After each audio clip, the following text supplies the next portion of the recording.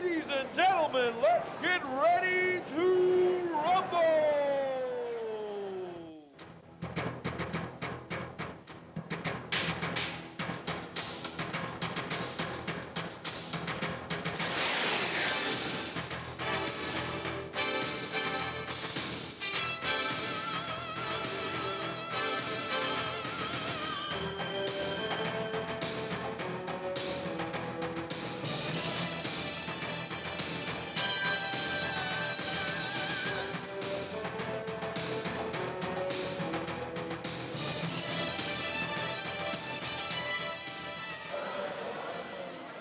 Hello and welcome to the 4th Annual Southwesternville City of St. Louis Recreation Division Amateur Boxing Tournament.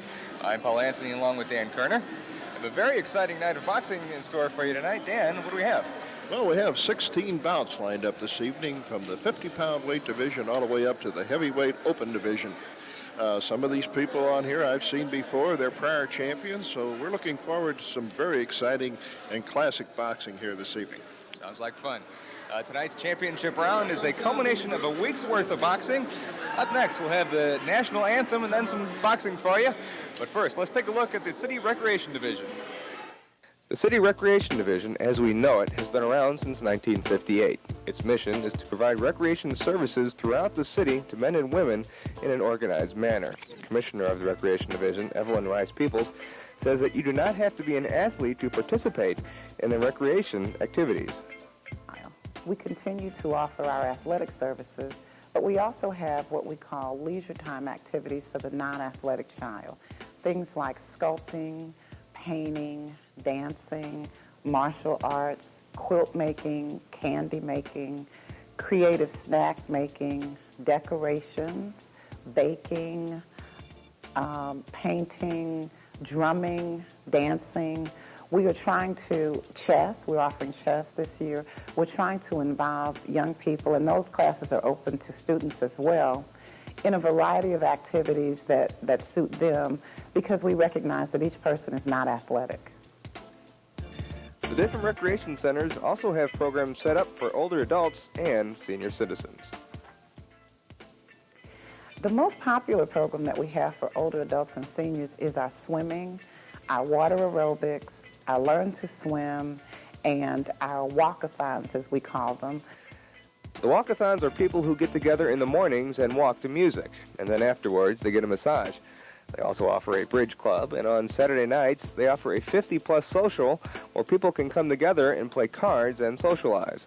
There are between 100 and 130 people who volunteer their time to teach tennis, karate, boxing, and football. That's just to name a few. They also have a lot of restaurants and other large organizations who volunteer their services, particularly for sports. As we move into the 21st century, Rice-Peoples wants to see the Recreation Division move more into the area of girls' sports as well as non-sport activities, and also into intergenerational programs. And during day camps, we will offer fishing, skating, use of our swimming pools, organized games. We provide a lunch to each child. We go on field trips, and we just have 8 weeks of fun in the summer. Welcome back. We're about to start things off, so Dan, take it away. We're ready to go here in the 1999 Gateway Classic Boxing Tournament. We're ready for the national anthem. Mr. Sam Moore.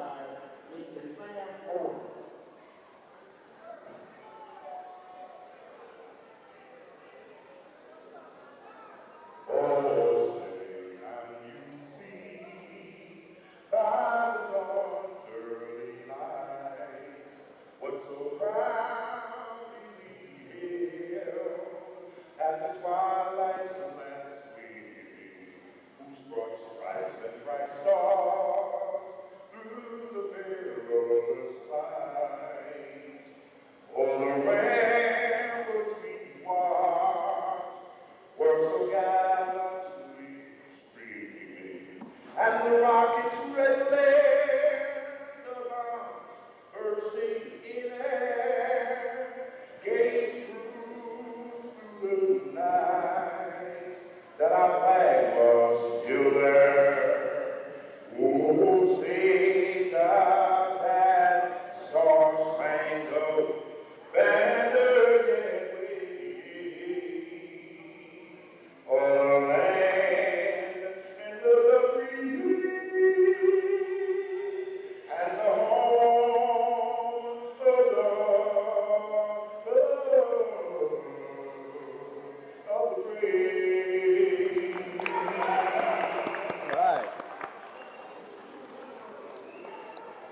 Mr. Sam Moore doing the national anthem.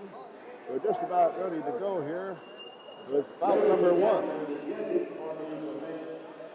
Introducing in the red corner from Charleston Park in the 50-pound balance division. This is the fifth bout. And introducing in the blue corner from Cherokee, Jerry Kennedy. Your referee, Joe Marshall.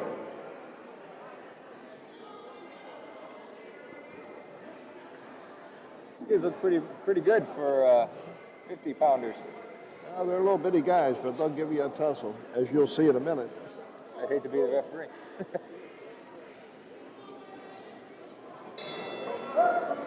Here we go.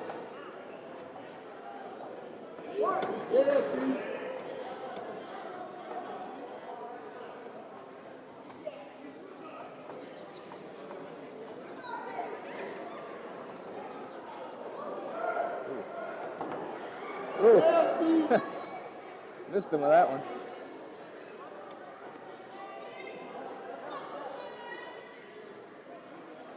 What was the referee stopping him for? Various fouls that they commit, he stops and warns them.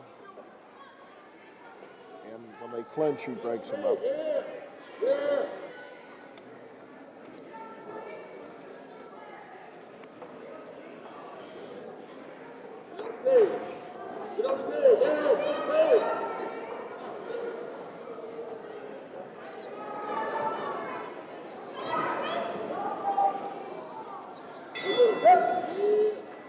Paul, in the 55-pound weight division, we have 1-minute rounds because these little guys can't go the full amount. So we start them out at 1-minute round.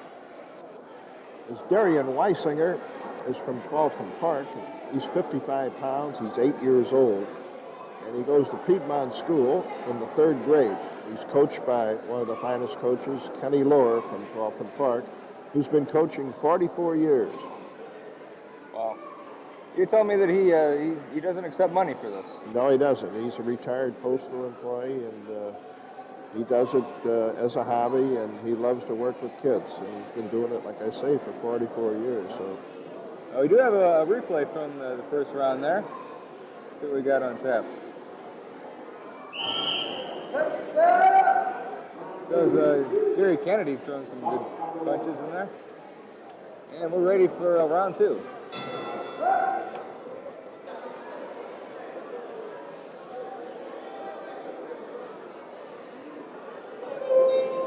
We're back to live action now.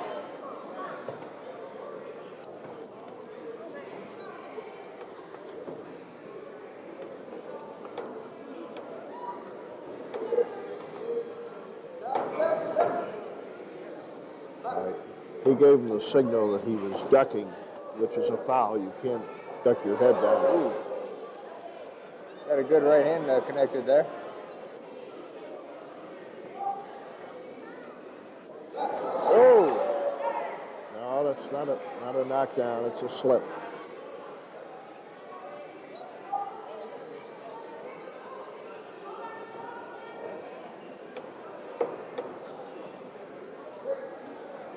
Looks to me that Darian Weisinger isn't, he's kind of slipping around down there.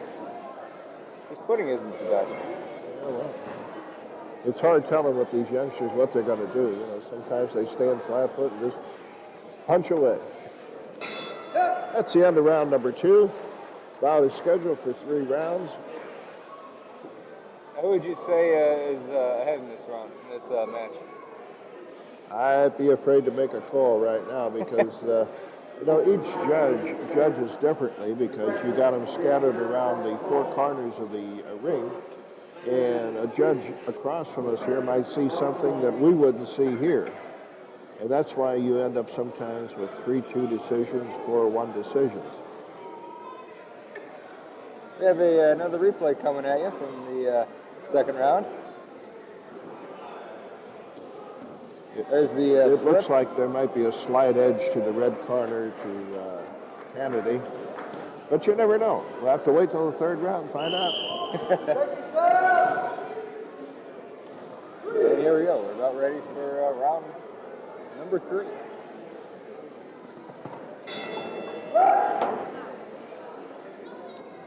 Jerry Kennedy comes flying out of his corner. Ooh. That, again, is a slip. They don't count that. They just wipe the rosin off his gloves so he don't get it in the other kid's eyes. Same thing happened there. Is that another slip or? Unless he raises his hand and starts counting, it's a slip.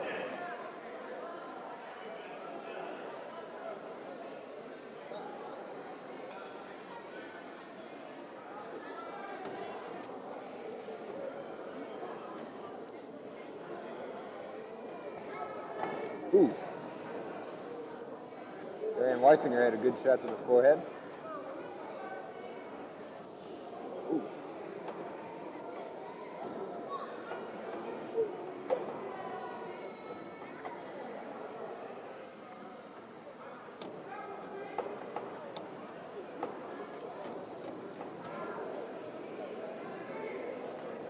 Ooh.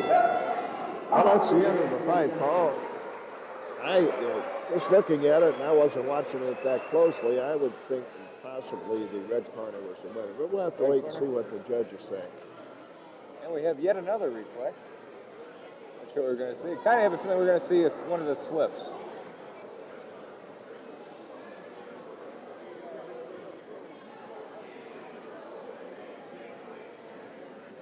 We would have seen probably both of the slips.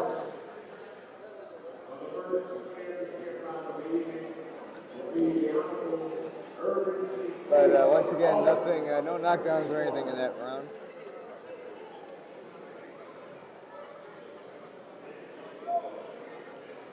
And we're going to see who the winner is here.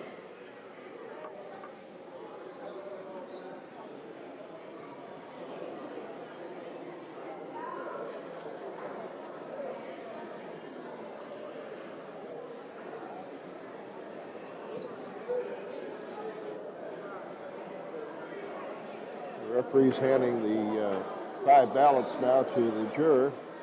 We'll check them for accuracy, and you'll then tell the ring announcer who the winner is.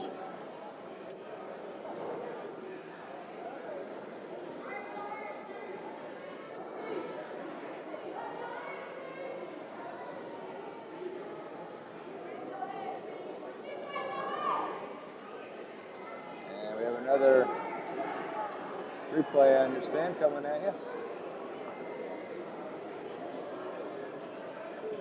As the photographers get into place. Here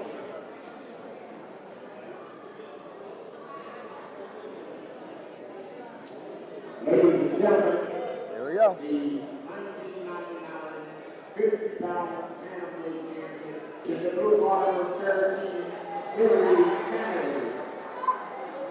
Jerry Kennedy wins the 50-pound Bantam Championship here in the final night of the Gateway Classic Amateur Boxing Tournament. We started back here on Monday night with over 200 children.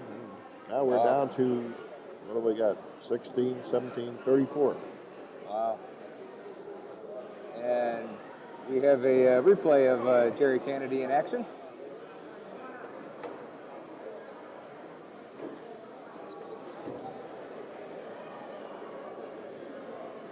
As the two fighters leave the ring, the next boxers are entering the ring.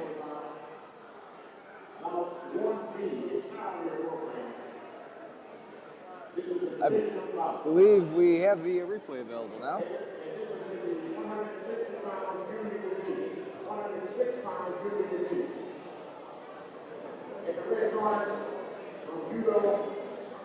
That was a good right hand. And the next bout in the red corner, it is the yellow trunks, is Rico Thompson from the judo gym. And over in the blue corner, it's Jeremy Moorhead from the Buddha gym. This 106-pound junior add-on fight was not scheduled on the program this evening. Ooh. He's given him an 8 count. He felt that one punch may have cause some damage, and you don't want to take a chance on the guy getting hurt. So they give him an 8 count, a chance to recover.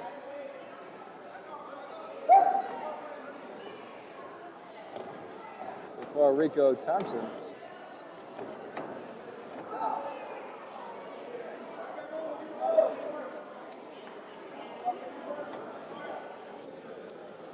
You see that right hand coming a mile away? I don't think this fight will go the distance, but we'll have to wait and see. A lot of grabbing going on here.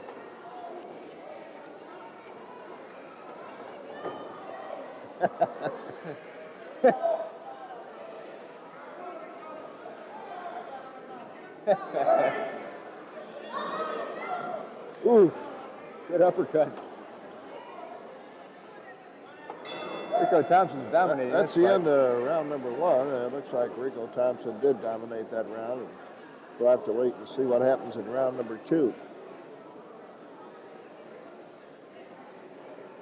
What's the coach telling the The Rico? coach has given him instructions on what he possibly did wrong, or maybe he spotted a weakness in the other opponent's defense, and he's telling him how he can combat that in round number 2. And we have another replay coming at you.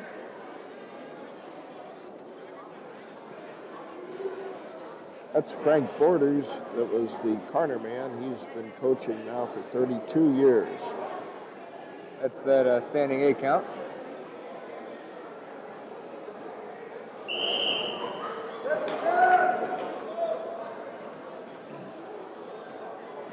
Here we go with round number 2 of the second bout of the evening between Rico Thompson of judo and Jerry Moorhead of Pooter.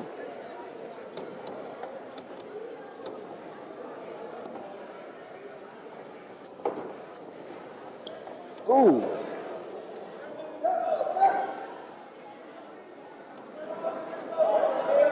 Jimmy Moorhead clutching a little bit, looks like.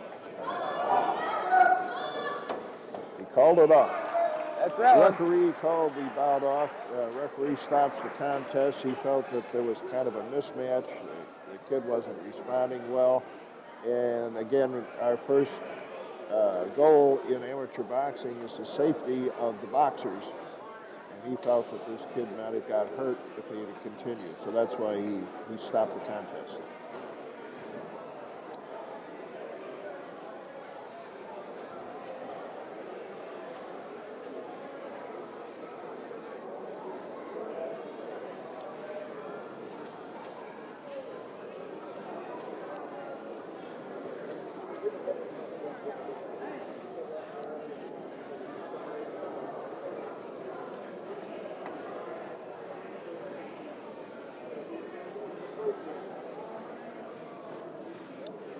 Good sportsmanship between the boxers there. Rico Thompson went over, congratulated the other. Oh yeah, they're very, very good sports. These kids, they train together and they're good friends. But when they get in the ring, they forget all that. In 3 minutes or whatever they fight, it's like a war.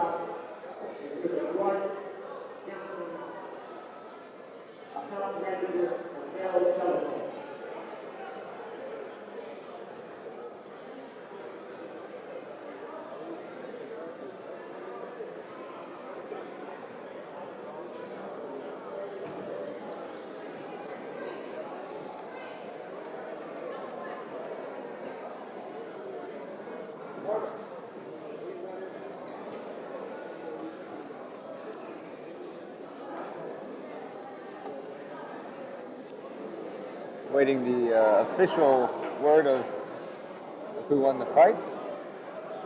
But I think we know. Well, we know who won the fight. It's just a matter of making it official with the ring announcer. He's about ready.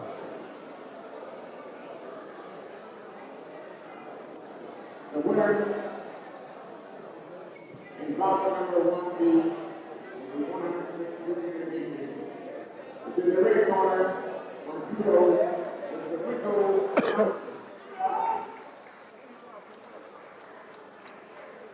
Good crowd come out here tonight.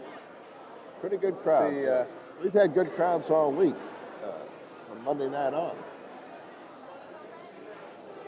Wednesday night, which was St. Patrick's Day. The crowd was a little thin, but that can be explained by what everybody does on St. Patrick's Day. Now for St. Patrick's Day, did they have 2 green corners or just a... I'm not sure they can find the corner. Well, we've gone through 2 bouts, ladies and gentlemen. Next fight coming up is the intermediate division, 75 pound. We now move to bout number 2. This is bout number 2. It's the 75-pound intermediate division. In the red corner, Bantam, Gabriel Henry. The opponent in the blue corner, from Cherokee, Gibson Davis.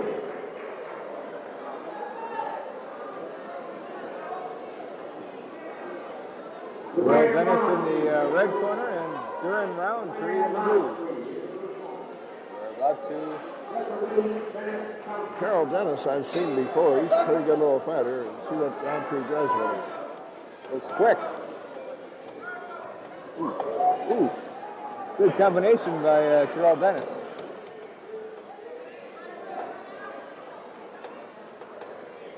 Back on the right hook there.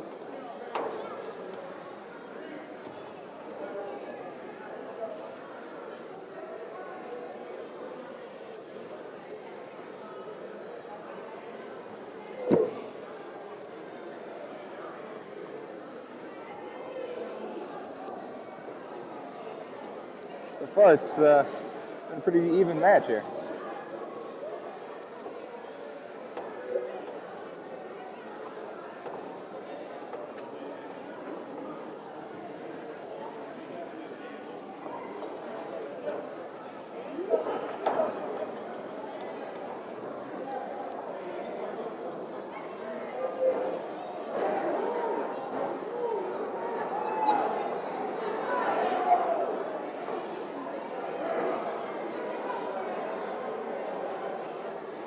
Vance Thompson is one of the better referees that we have, and the kids respect him.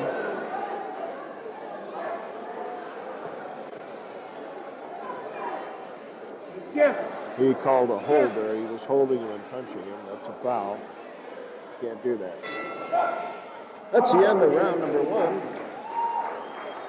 Paul, I'd like to take some of this time to acknowledge some of the sponsors for the Gateway Classic. We have one of the big sponsors, of course, is Southwestern Bell Telephone, and we have the Missouri Lottery, and of course we have our own City 16, and the Alliance of Blue Cross and Blue Shield, Fox 2, Channel 2, the Admiral, St. Louis Rams, Care Partners, and Ameritech. All of these people pitch in money to help support programs like we have here this evening, and also the Gateway Classic football game, which is usually in October.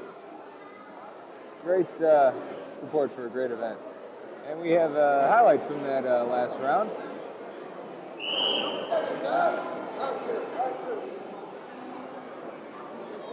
Referee called that.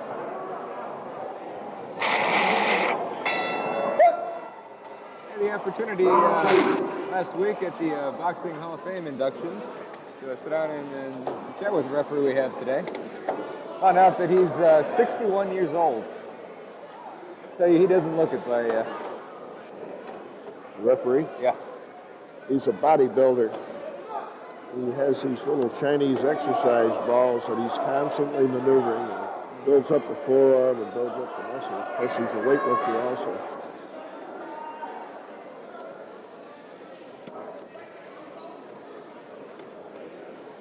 And he's an outstanding dancer. He dances professionally.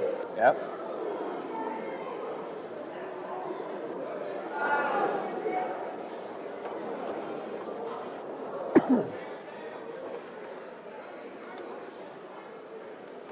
Ooh. Good one, too, right there by Dennis. And Roundtree held him.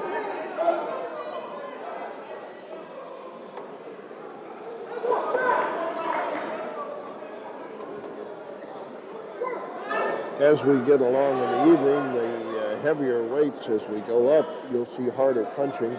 When we get up to the 178-pound and heavyweight division, there's some heavy punching done. I don't know, these two seem like they're punching pretty hard. That's the end of round number 2. Who would you give the advantage to here? Oh, I offhand would say the red corner. I think this Dennis is a pretty talented fighter. Roundtree seems to hold in his own, but I think the overall punch stat would reveal that Dennis is ahead. Well, again, we have to wait and see. We're seeing it from one side. And we have another replay.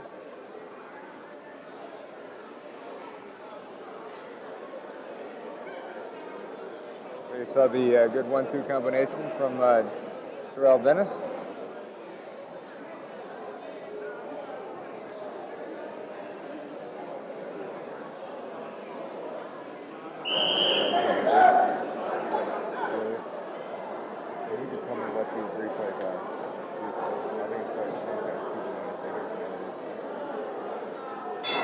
Round number 3 of bout number 2.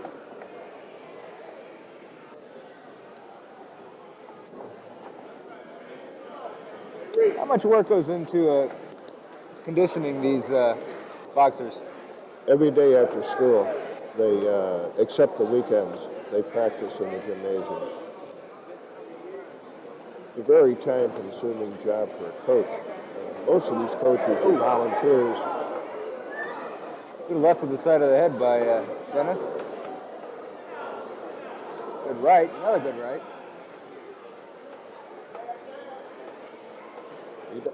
He doesn't seem to be hurting him any, though.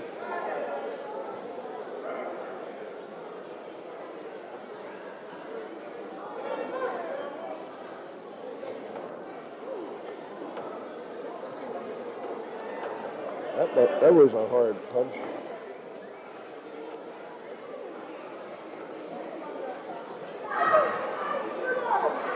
But one thing about amateur boxing, Paul, they give you their best. You know, there's no holding back. They're all proud to be here, and they're prouder when they receive the medal.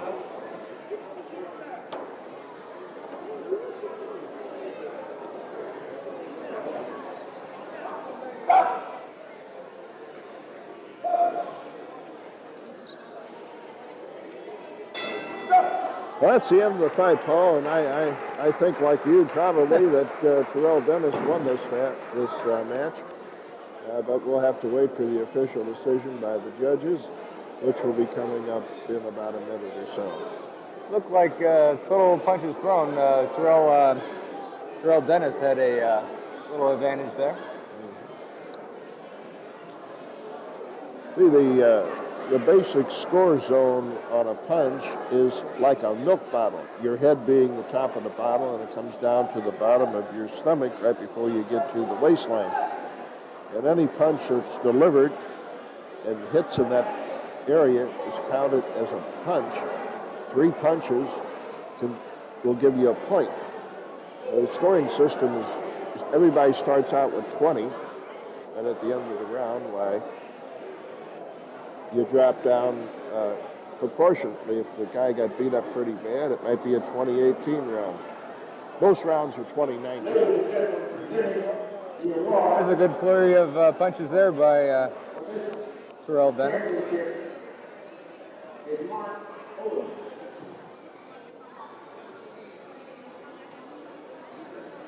And once again, the boxers meet in center ring, shake hands.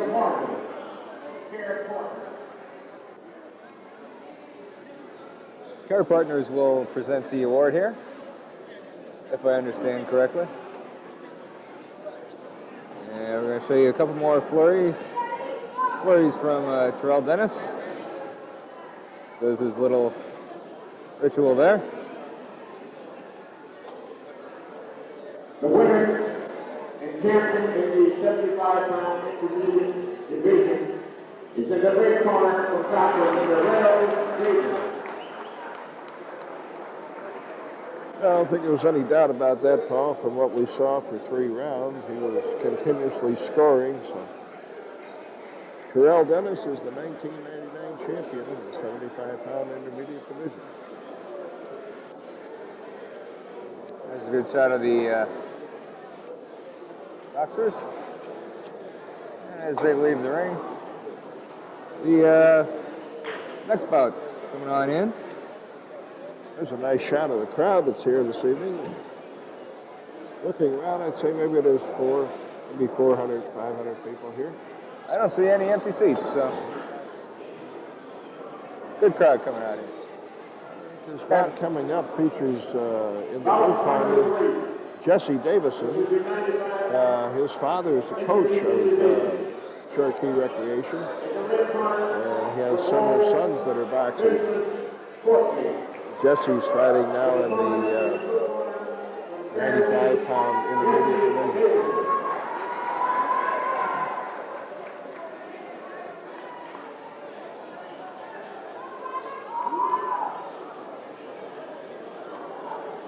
This should be a very good fight. We're looking forward to it.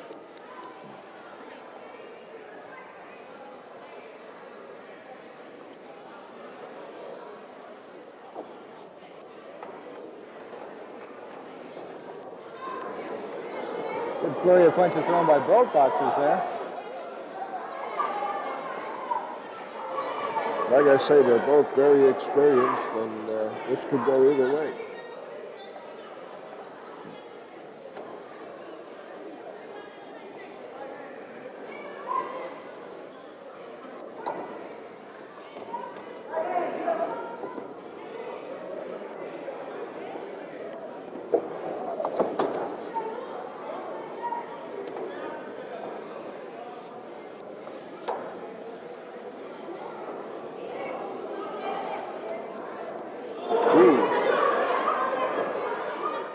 Thrown by, I believe that was Jesse Davison.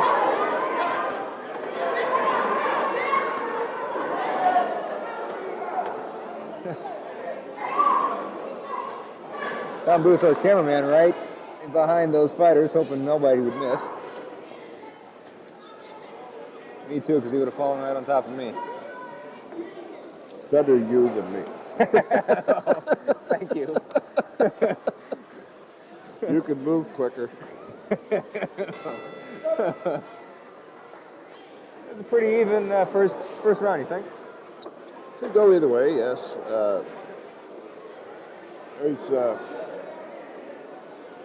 There's the coach there. There's Jesse Sr. talking to his son. What do you think he's telling him right now? Win. No, he's telling him what he did wrong and how he can improve and what combinations to use and anything that can help him win. And we have another replay coming here. I believe we'll be seeing Jesse Davison throw a bunch of punches. Maybe. Out of the crowd. There we go. Oh, right in front of our cameraman Tom Booth right there.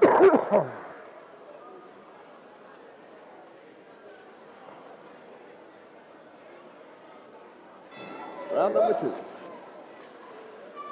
Once again, Vincent Courtney in the red corner. And in the blue, Jesse Davison. Ooh.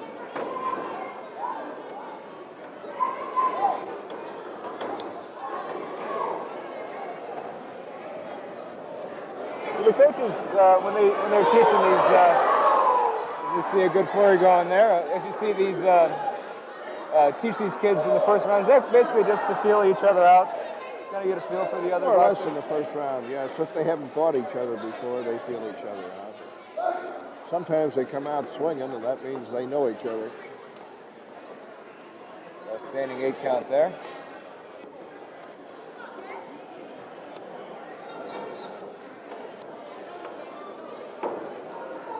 Jesse Davison in the blue. Making the 2, Vincent Courtney. Whatever his dad told him is working. I'd say so.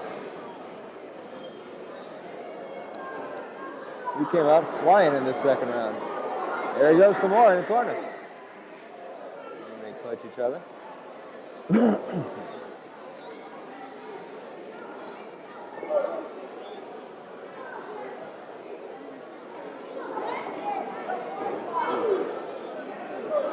left, right?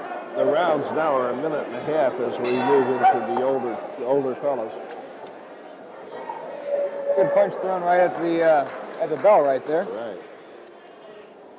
Good shot of... The first round could go either way. I think the second round was definitely Jesse Davison. We'll see what the third round brings here very shortly.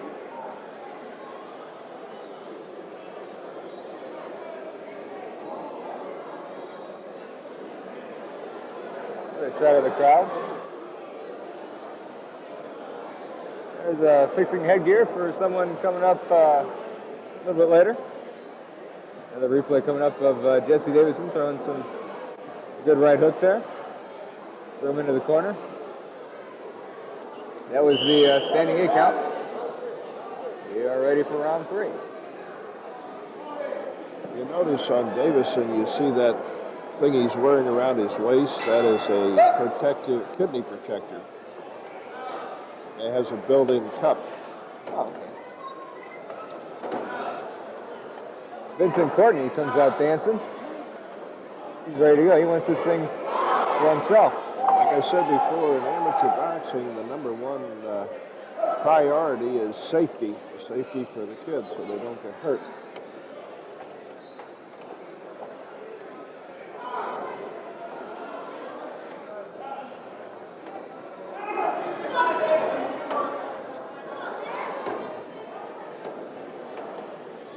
Courtney very aggressive here in this round.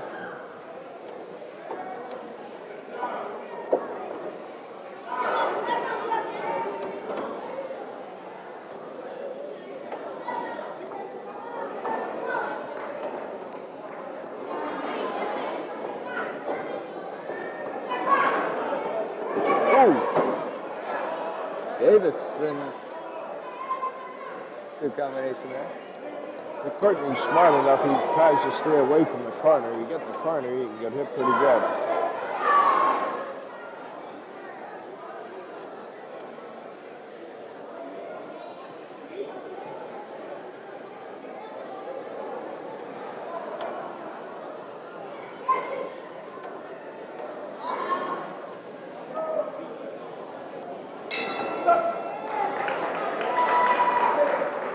Well, what do you think, Paul?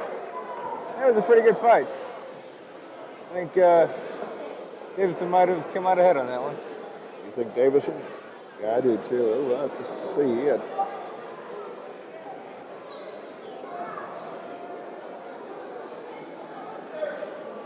You almost hate to prejudge these because I've seen some things change around. I think we saw it in a professional fight last week when Holyfield tied that fight. I scored that fight watching it on TV, and I had it 116-111 in favor of Lennox Lewis. Oh, really? I think the Associated Press had it 117-111. Wow. And where these judges come up with their scores, I have no idea. They must see something that I didn't see.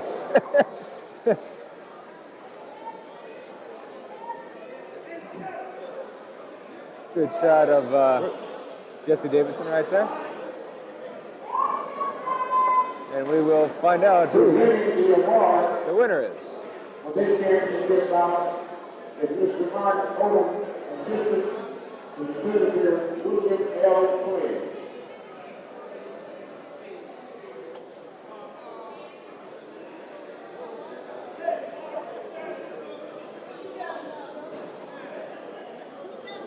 And we're still awaiting word.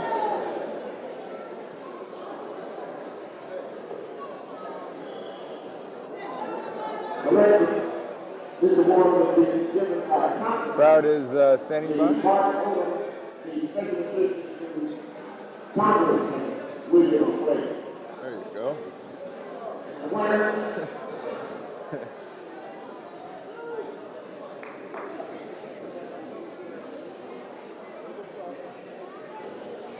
and the winner and champion is in the blue corner, Jesse Davison. Jesse Davison is the winner. Paul, you could be a judge. You could be a judge. You know why I said he won? I like his shorts better. I hope they don't judge fights that way, though. I hope not either. In this next fight, we have DeAndre Lattimore and Devin Alexander. Alexander comes from a fighting family. There's 4 of them that box in the city recreation gyms. All of them actually fight for out of Penrose, and their coach is Kevin Cunningham, who is also the trainer for Corey Spinks, who is a professional boxer. Oh, really?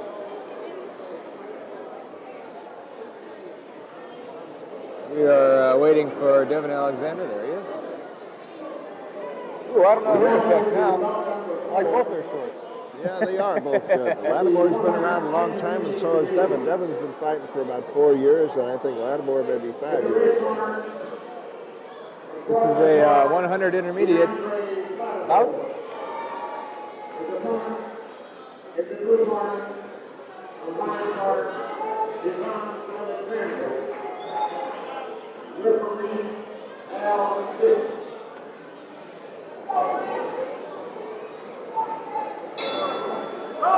Here we go, round 1.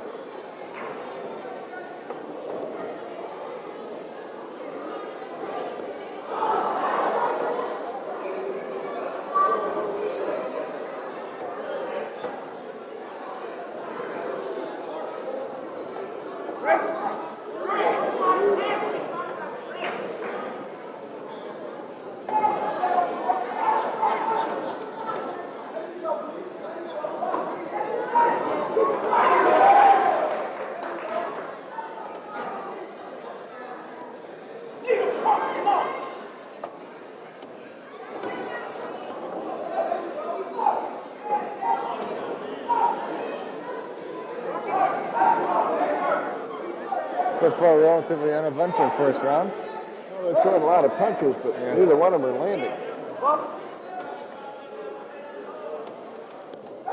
There's one. Left hand by Alexander.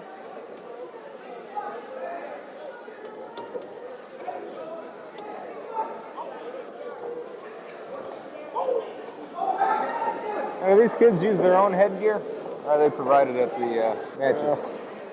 Sometimes yes, sometimes no. Some of them, they don't have enough headgear for all the kids, so they have to switch around. I've seen them come in and change shoes. They only got one pair of shoes.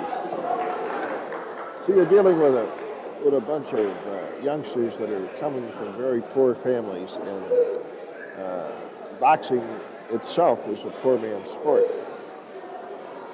But, they sure enjoy it, and they give it everything they can.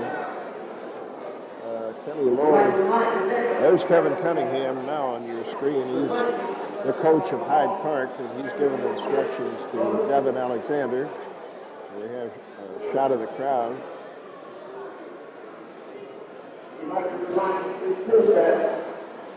Over on the right-hand side is Mr. Kenny Lord. Been at this game for 42 years. He coaches Squalton Park.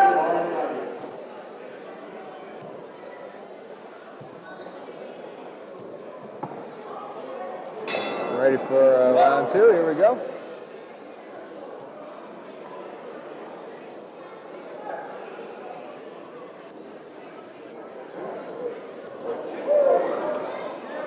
Both fighters got together and swing their way out of it.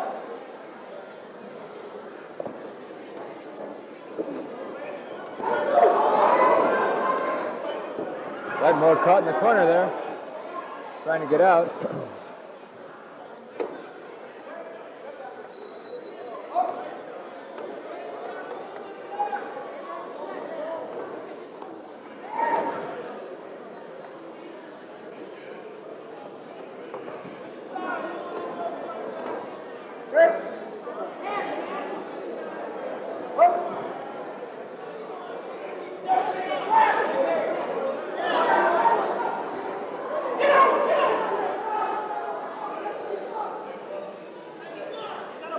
The coach, the referee just wanted the coach talking. You can't talk to the fighters while they're boxing.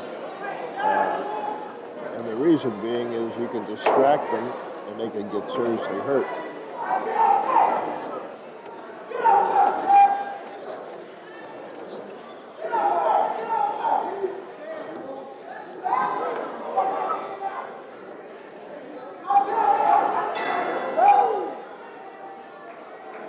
Well, we're through two, and I haven't seen a winner yet. No. Another uneventful one. Nobody seems to be taking charge here. Yeah, I would think that what we call in judging, this would be a horse and a horse. I think each one of them won a round, and the third round's going to determine the winner. Good couple punches thrown by both boxers. That was basically it for the second round.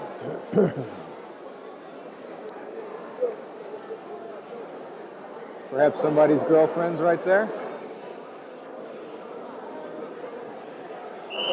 Devin has three other brothers, a Lamar, a Vaughn, and a James. And I think Lamar will be fighting later on. Here we go with round number 3. Final round of the match. Both boys probably realize that it's been a draw so far. They want to win this match.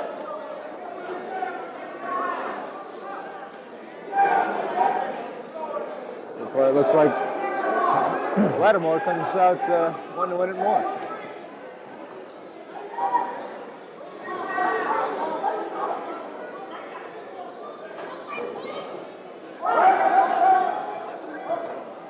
The Hyde Park boxing team was formerly the St. Louis Police PAL boxing team. And the police department dropped PAL, and Hyde Park picked them up.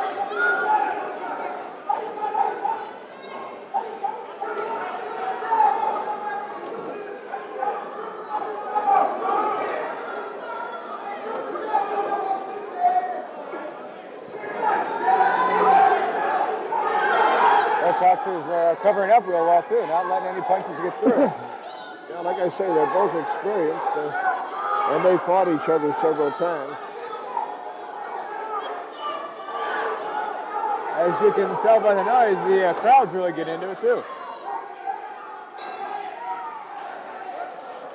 Well, the kids from Hyde Park, they cheer for their fighter in a group. So anytime you see a Hyde Park fighter, you're going to hear some cheering.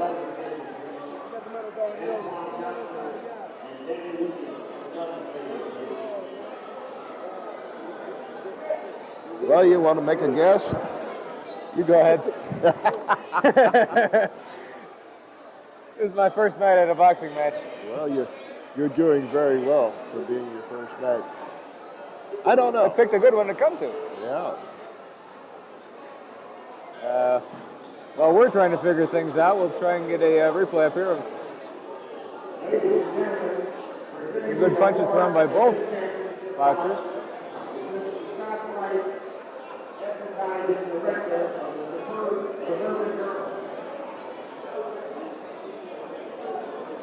He's from the Suburban Journal, going to present the award to the winner and or winners.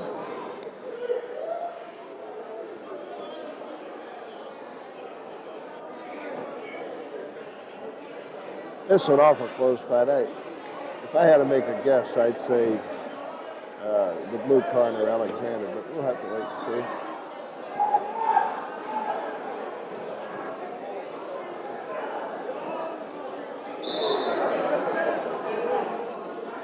And we're just moments away from finding out who has won.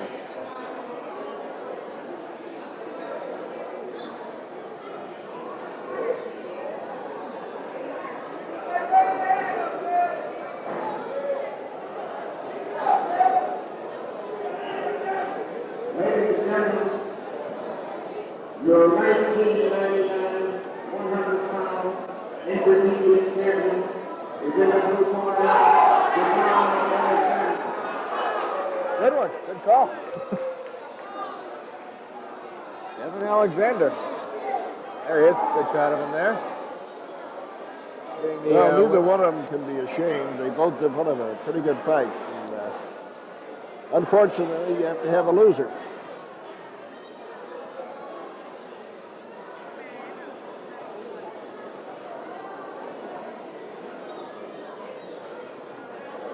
Really, so far in all the bouts that we've had tonight, we haven't really seen too many losers. Really. No, Just they get fighting. this far, they're all winners. Yeah. We're going into bout number 5, and very shortly, in the 125-pound intermediate, and we'll see the second of the Alexander brothers. This is Vaughn Alexander. Will be fighting out of the red corner, and Hassan McLeod from Cherokee out of the blue corner.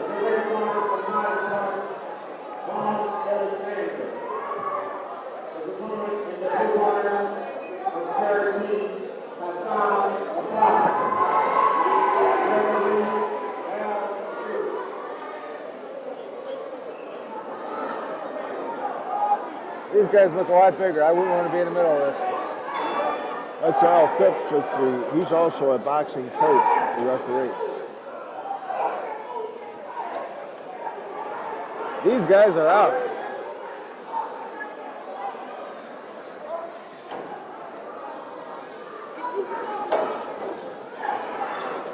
Coach over in the red corner yelling out, "You're getting too slow."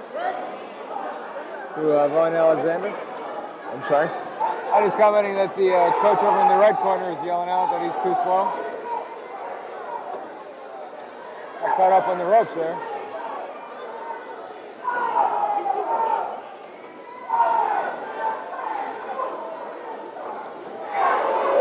Hard into the corner. You're hearing the Hyde Park crowd now, sure.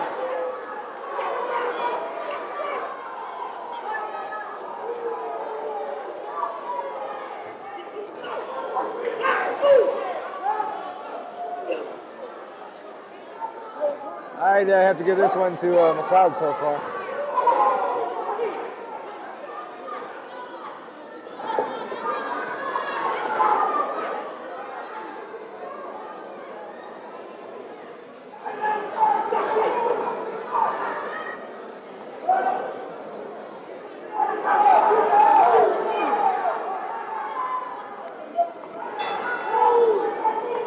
Yeah, I tend to agree with you, Paul. I think McLeod won that first round anyway. Alexander seemed to be dancing around an awful lot, trying to... Well, he's trying to feel him out. Have I'll show you a shot of McLeod here in the corner there. Yeah. Giving it to Vaughn Alexander. Ooh, that's a Good solid left.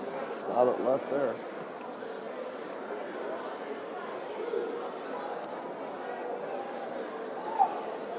We got some more.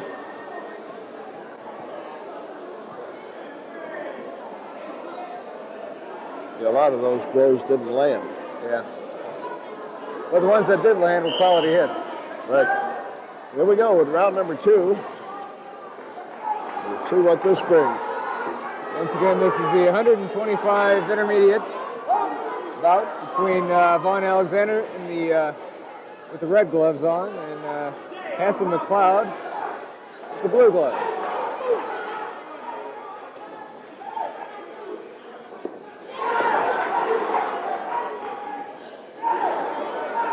This was the uppercut. Good job getting out of that corner there. Referee tells the coach to quiet down. Both of these boxers are very quick. Vaughn Alexander doing a good job of dancing. Missing some of these punches.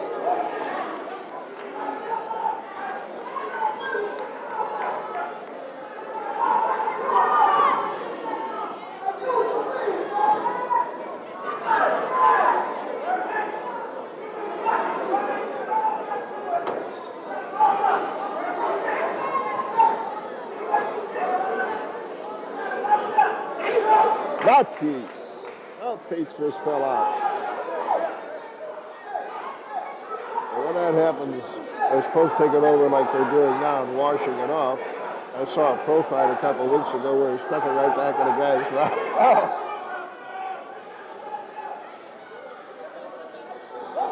And when something like that happens, do they stop the clock?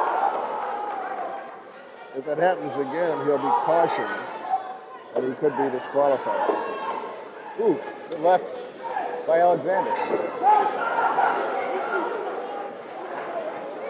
Well, we might have a tie going to the third round again.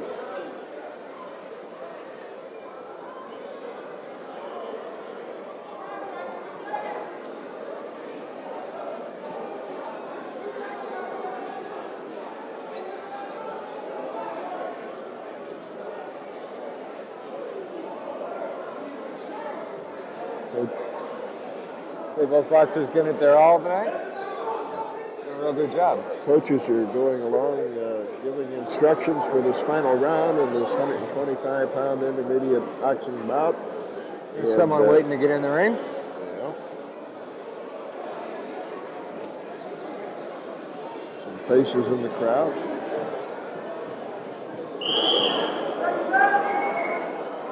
We're about ready for round number 3. Here we go.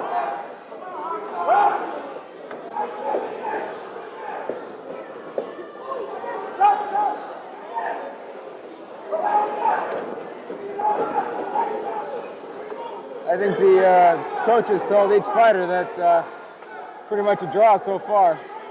By the way these two have come out, they're not flying. They're giving it all.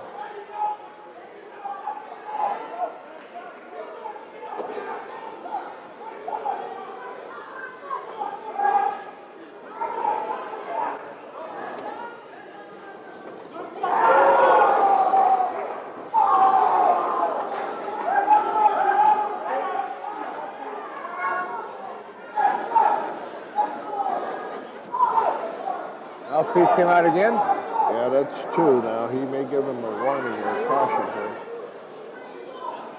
It'd be a shame to disqualify him for losing the mouthpiece in this fight. Ooh.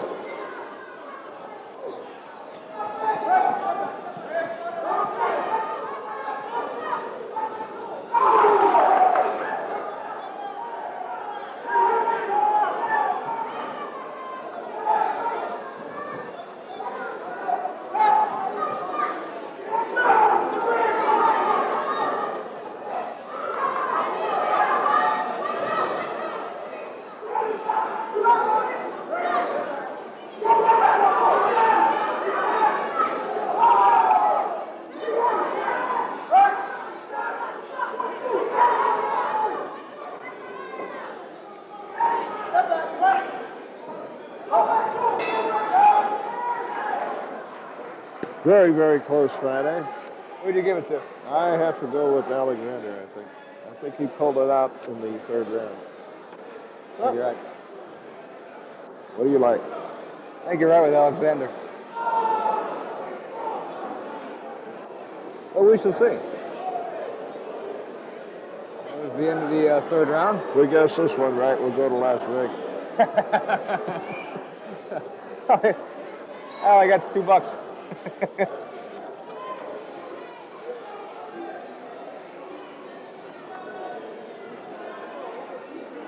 read a story one time about a guy that was broke in Las Vegas, and there was a pay toilet, and he crawled under, and there was a nickel there, and he got the nickel and turned it into $150,000. Wow. There you see some good boxing, good dancing there. Missed with the left hook. And we're ready for the judge's decision here.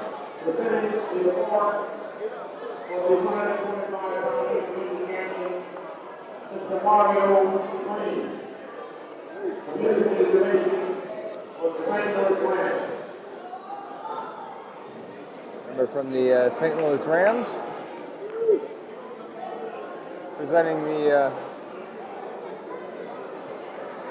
boxers with their ribbons.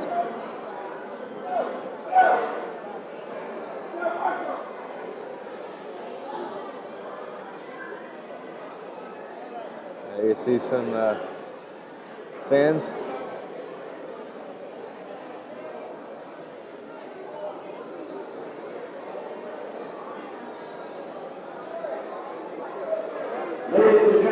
And we have a winner here.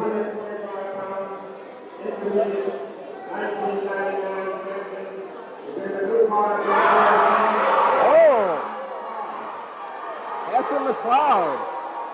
Don't go to the sports book. Very unpopular decision. Oh boy.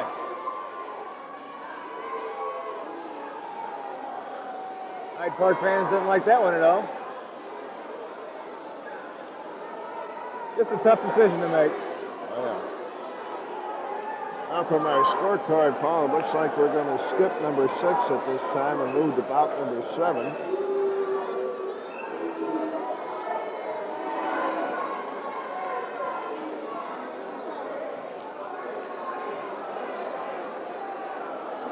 Looks like the Rams are confused on who gets the ribbon.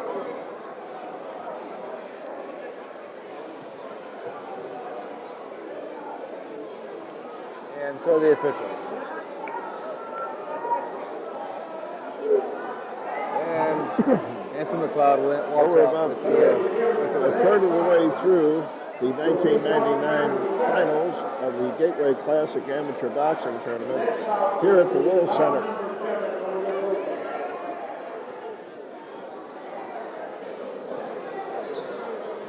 One box enters the ring.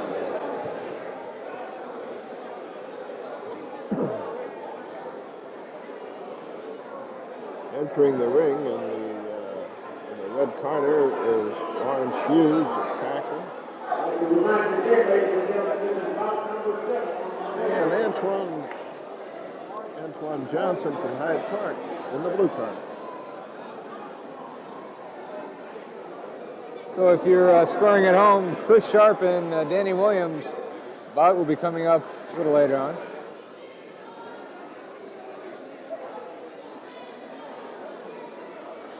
It's in bout number 7.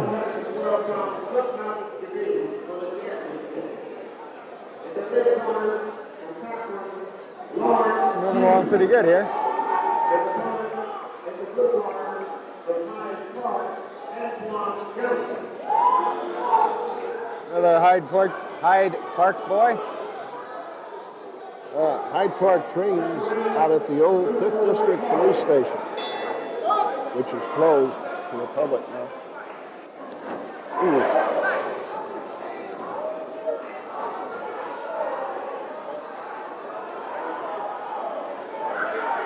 Johnson comes out to fight. He's landed some good punches so far.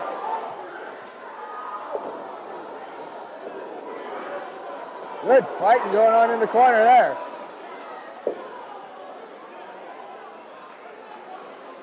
Nothing really heavy landed.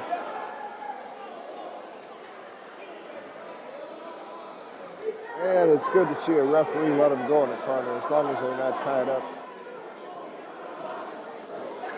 Solid body shot.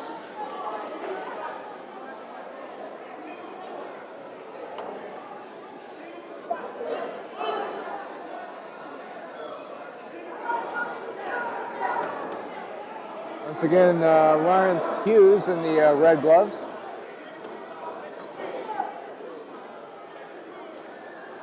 Antoine Johnson in the blue gloves.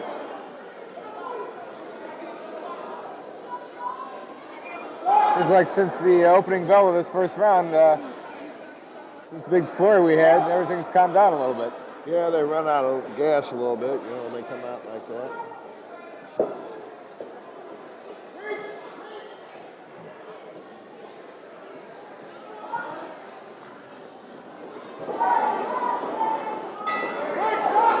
And that's the end of round number 1, which is quite a few punches were thrown.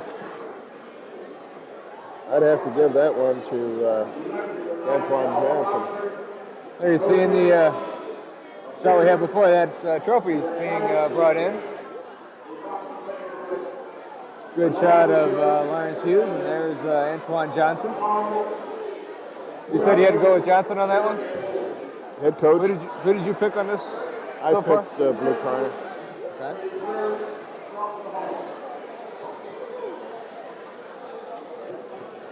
Have a replay of.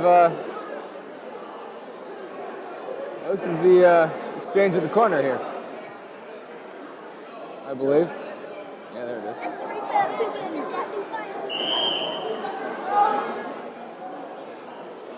Good punches thrown, nothing really good landed. Of them got in there.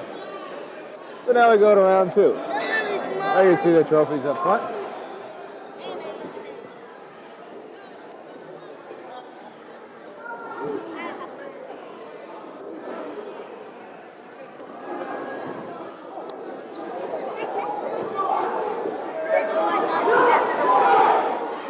There's an 8 count. Standing 8 count.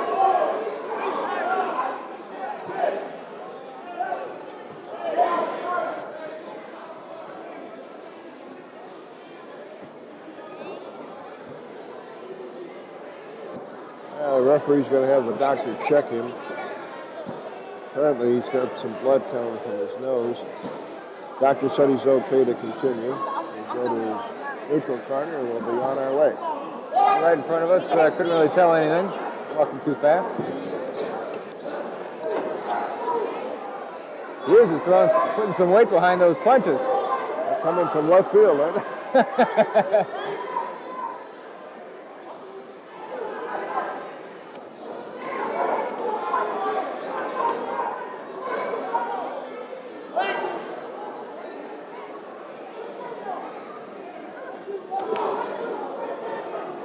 Skin on skin hitting there.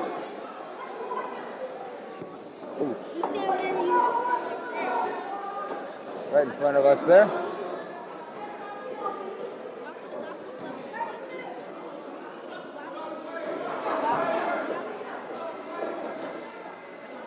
Hughes has Johnson up against the ropes. Referee stops things.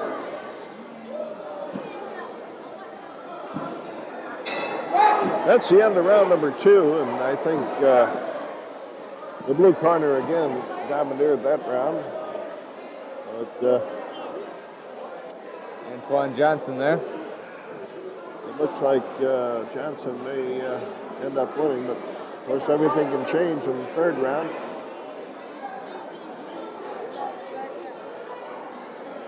Once again, looking around the room, we see the sponsors' banners hanging on the walls. We have the St. Louis Admiral, we have the Fox 2, we have City 16 as a grand patron, and we have the Southwestern Bell, along with the Missouri Lottery, and the Alliance Blue Cross Blue Shield, Care Partners, and Ameritech, and the St. Louis Rams, all sponsors of the Gateway Classic Foundation.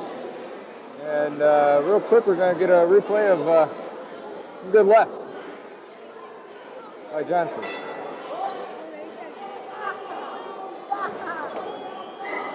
And back to live action now. Round 3 is underway. Perhaps Lawrence Hughes' coach was telling him that he needs to come back here. Yeah, I think he did. Looking pretty good, but then again, so is Johnson, right in front of us, right into the cameraman. I tell you, I wouldn't want to be cameraman up there. Them guys flying around that rig. James Boyd's the cameraman right over here in the corner. Almost got knocked out himself.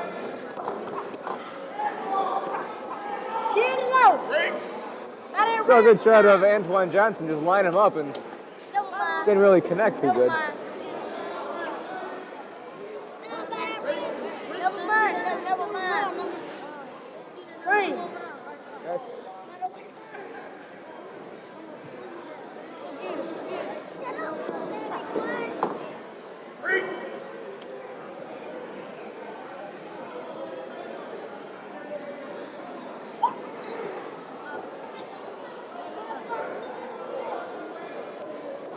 Ooh. Johnson Mick with the right. Hughes connects. That's the end of the bout. Bout number 7 is history. We'll await the judge's decision. Who would you give that to? I think I have to give it to Antoine Johnson. I think you're right. I think Hyde Park is going to be cheering this time around.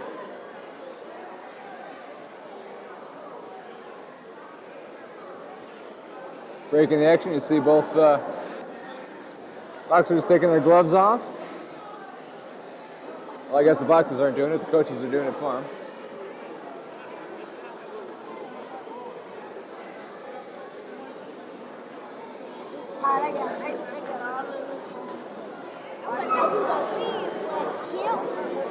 Bout 7 is over. A few minutes until find out who wins. Our pick is Antoine Johnson. He's in the blue corner from Hyde Park. Good shot of some fans out there.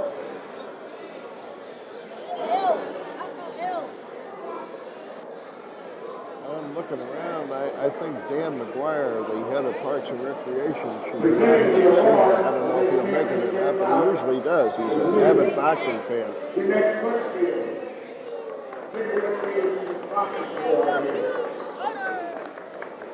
Oh, Jeanette, she does a terrific job for City Recreation, boxing coordinator, among other things. She has about 5 jobs.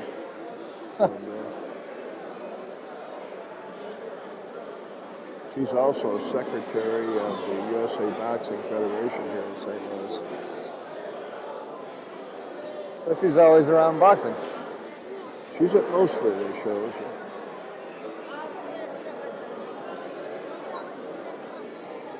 Judges are coming up with a decision. Once again, there we go. 112 Sub-novice division.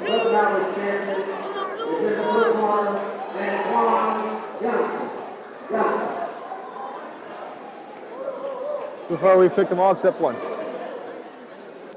Well, we're back in the winning ways, huh?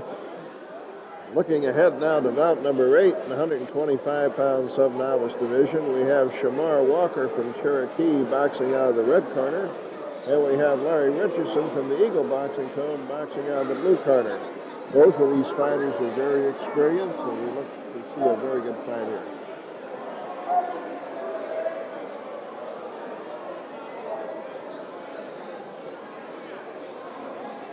Do any boxing in college?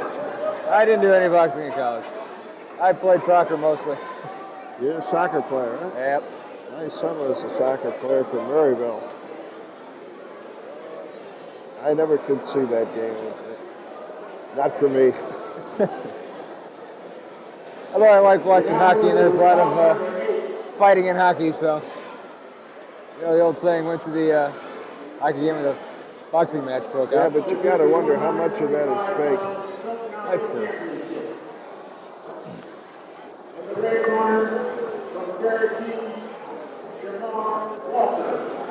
There you see Shamar Walker.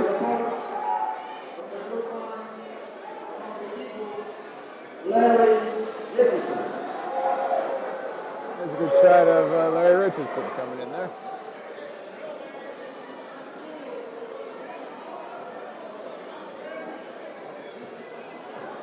About to start things off. Round 1. The referee for this bout is Luther Hardin. He's a police officer in Edwardsville, Illinois. And he's also works in the EMS over there.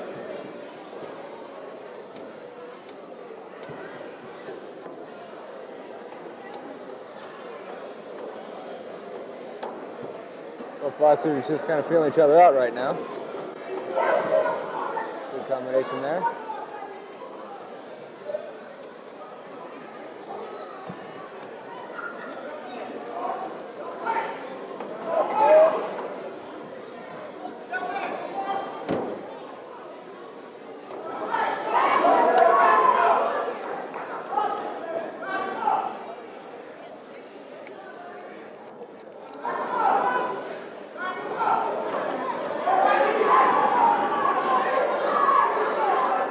Trying to get some bunches connecting here.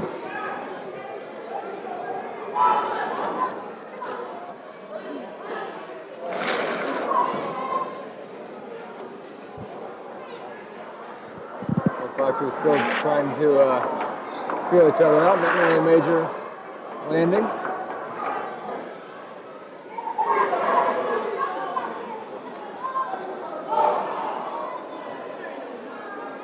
I was looking down at my sheet. I don't know if he slipped or was knocked down. He slipped or he'd be counting. I guess that makes sense.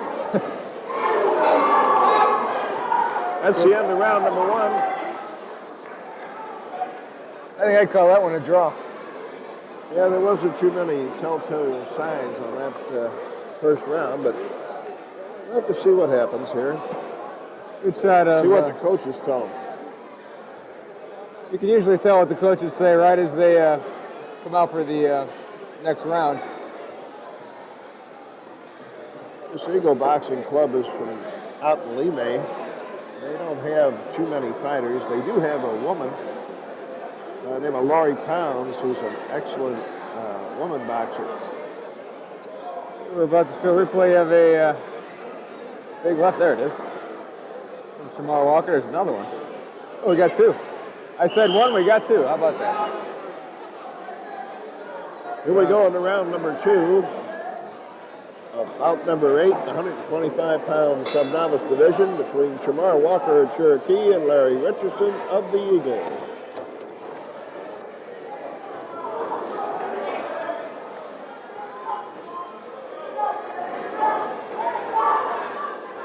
I'm guessing both coaches came out and told them to start throwing some punches. Pick up the pace.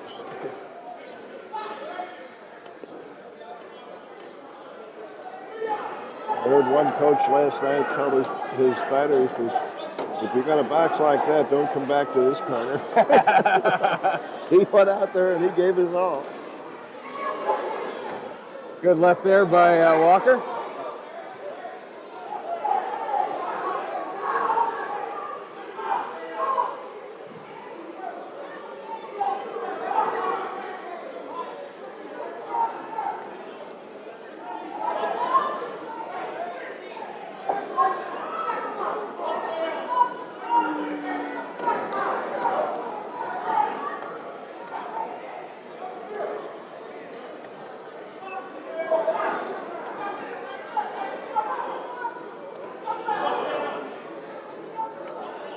Borderline low blow there.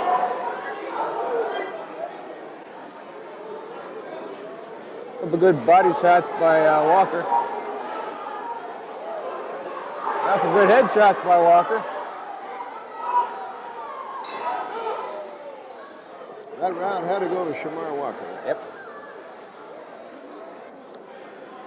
Saw a couple good punches connect.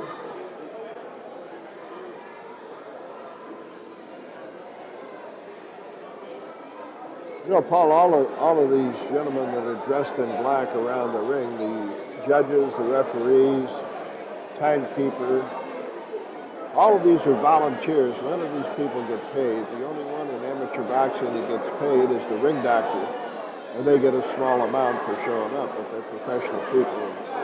Got to give them something. But most of these people have been around 10, 15, 25 years, and they donate all their time for the betterment of amateur sports. My hat is off to them. We saw some replay of some good punches being thrown and actually landed. Round 3. Final round.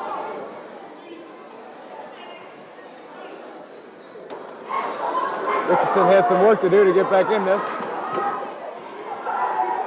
Walker picks up where he left off. Good left there by Walker. Richardson's hitting there.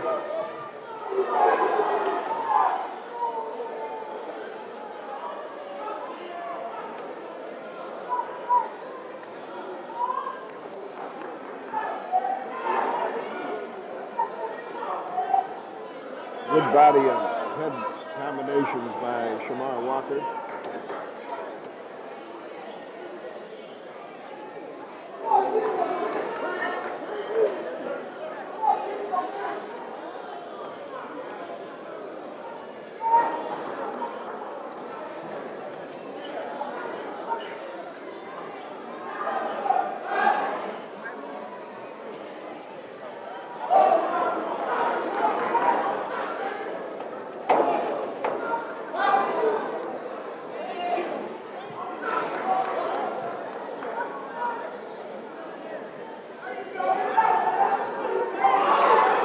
shot to the head by Walker.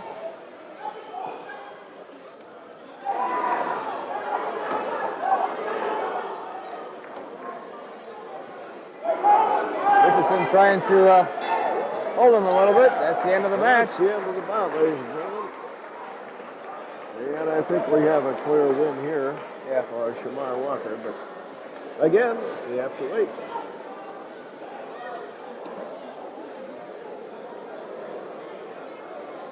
There you see Larry Richardson going over to congratulate Shamar Moore. I'm not saying that he won already. I think I would have to say that just my watching this, Shamar Walker had, I would say, between 50 and 60% of his punches landed. To where Larry Richardson was hitting air most of the time.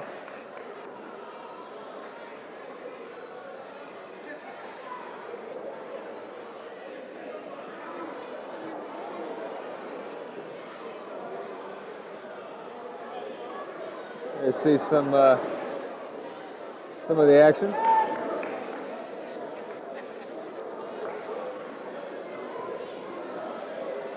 Ladies and gentlemen, the 125-pound sub-novice 1999 champion. Go back to live action. Yep. Shamar Walker walks away with it.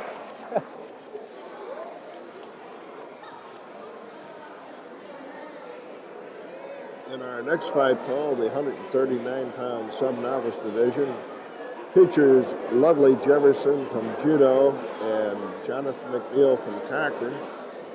Both of these fighters have been fighting for a number of years, and it should be a very exciting bout.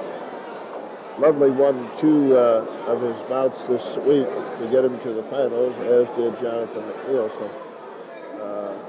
And so far, this next fight is going to be the biggest one we've seen. Well, we'll see. Ladies and gentlemen, bout number 9. This is the 139-pound sub-novice championship. In the red corner, from Judo, Lovely Jefferson. In the corner, from Cochran, Jonathan McNeil. Referee, Billy Marshall. Most of the fighters from Judo will occasionally throw what they call a bolo punch. You may see it here this evening.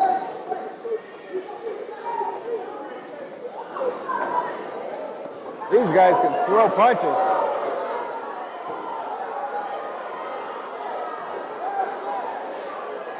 Jefferson is all over it. He doesn't want this thing to go 2 rounds, looks like. It may not.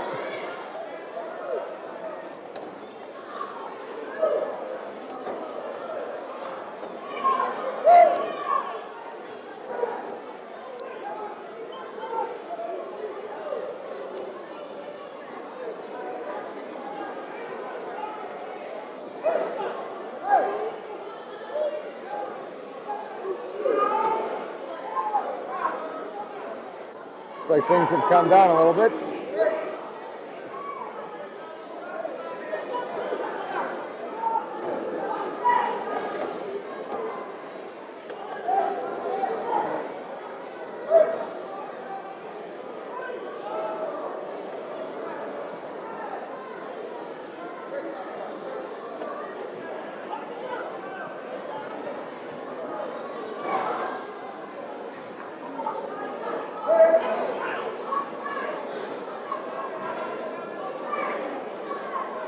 Referee's given him 2 warnings. He took a point. He took a point from Blue. Why did he do that? Holding.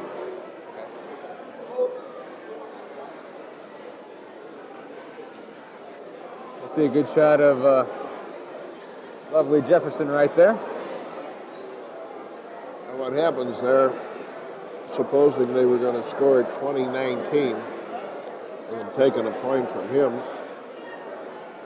assuming that Lovely Jefferson won that round would be 20-18. They can take a point or add a point, but you can't have more than 20, so they have to take a point. There you see a good replay of Jefferson pounding away on McNeil.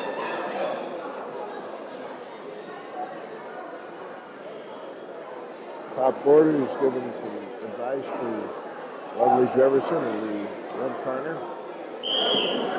We're getting ready now for round number 2 of bout number 9.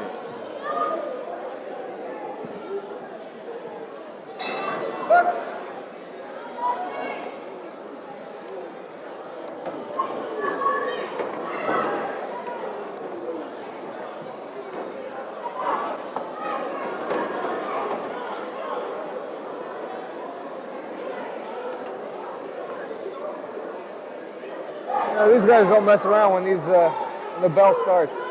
They just go right into it.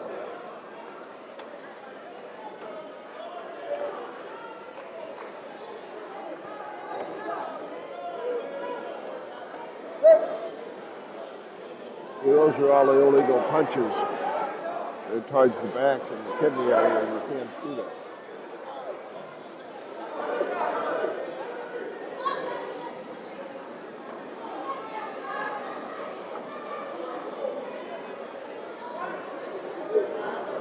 Oh! Knocks the mouthpiece right out.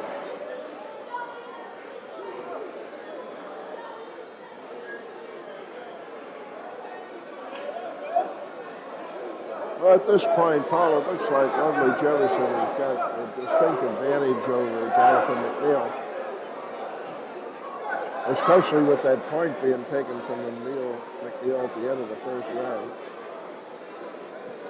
Good shot of Jefferson's nose. He cautions them again and got the mouthpiece.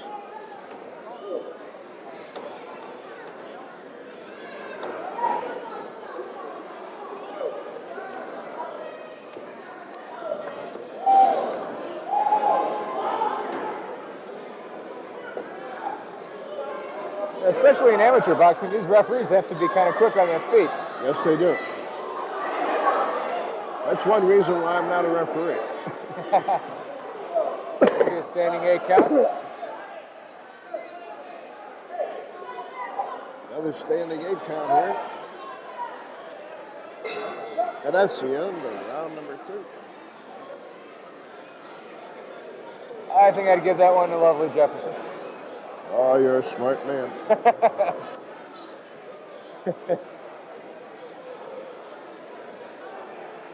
I'm going to show you some, they tell me blue, but I think it's going to be red corner punches.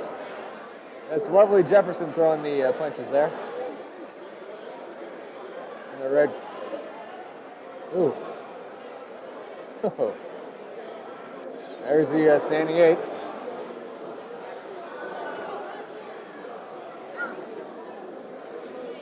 If you're his coach, what are you telling him there?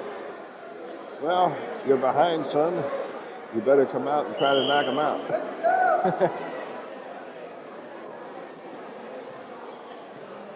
And what do you tell Lovely Jefferson in a situation like this? Don't get too cocky.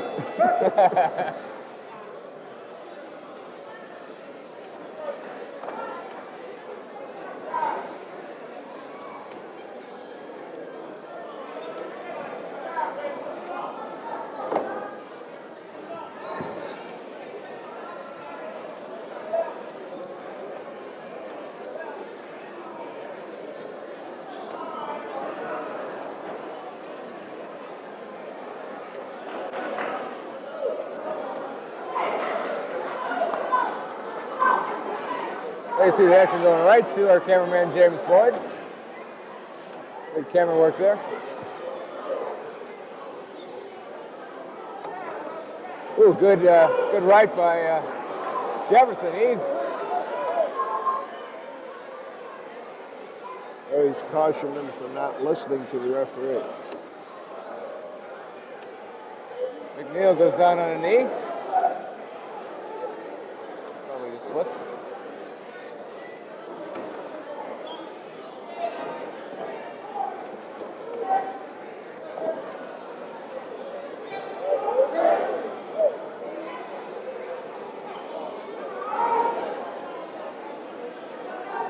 another point. Another point takeaway from Jonathan McNeil. I think that did it for him.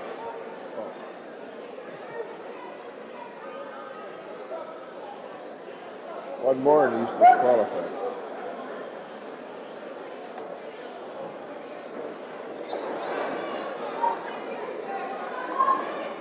He's going to try to stay away from him the rest of this round. So.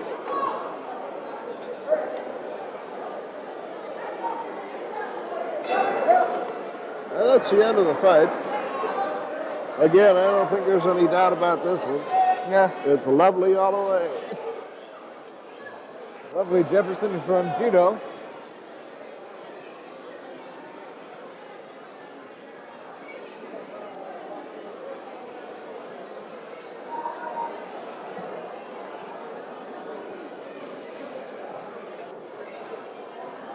I see some people by the door just in case.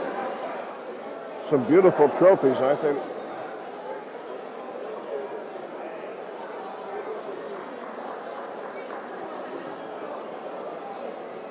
There's some replays here from the left of the head. Two good lefts of the head.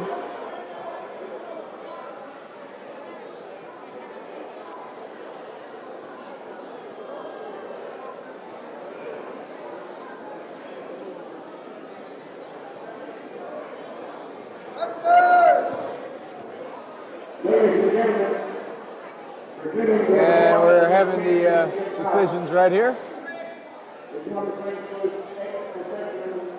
They got a good shot of the next boxer coming in.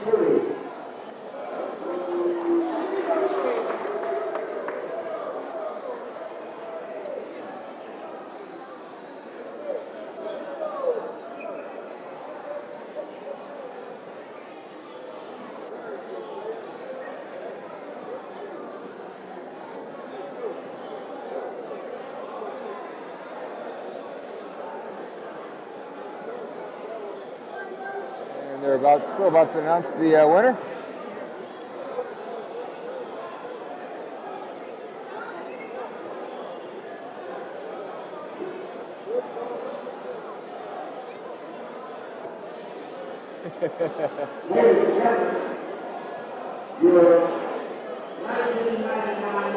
And the winner of the 139 sub-novice division in the right corner, as we said, Lovely Jefferson from judo. Now, Paul, we're going to go back to bout number 6 in the 95-pound sub-novice division. Now, the reason that bout was pushed back is the kid from 12th and Park forgot to bring his shoes. So he had to go home and get them. There's some of the highlight from Lovely Jefferson.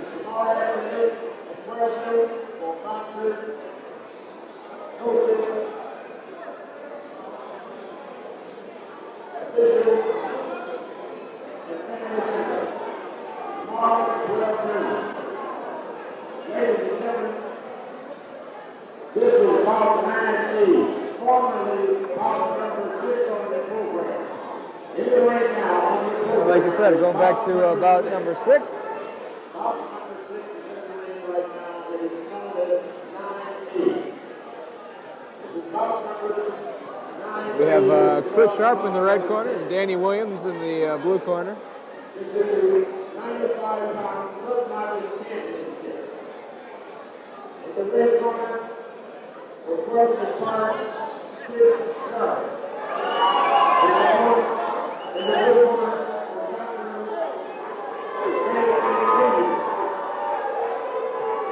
Seems like this fight's going to have a lot of crowd support to it. Well, and both of these guys been around for a while, and they got their supporters. And they're both pretty good little scrappers. You're going to see what happens here.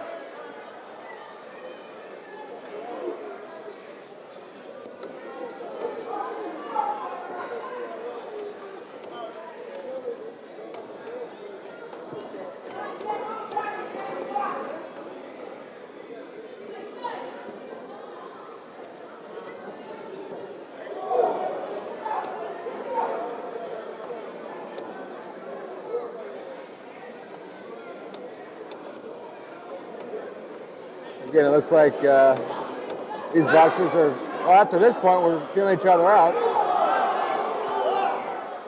The fans like that reaction. They had called by the referee. Well, he was holding. He had to stop him.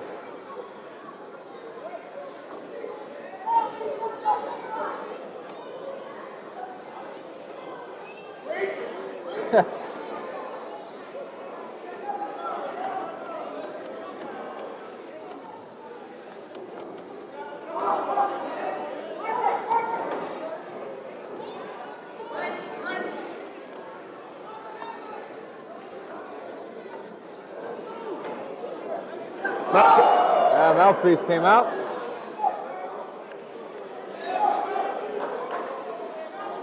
That was the mouthpiece to Danny Williams. The referee was holding it up like if he had any takers. He thought he got it out of the blue corner.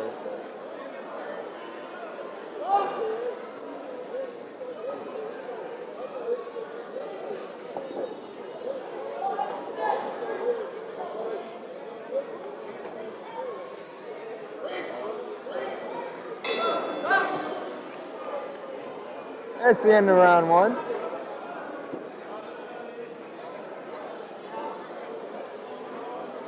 Who would you give that round to? I think I'd give it to the red corner. Very close, though.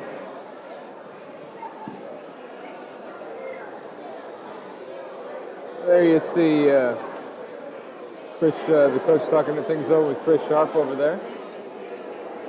So, hey, look, he's still in this. Doing pretty good.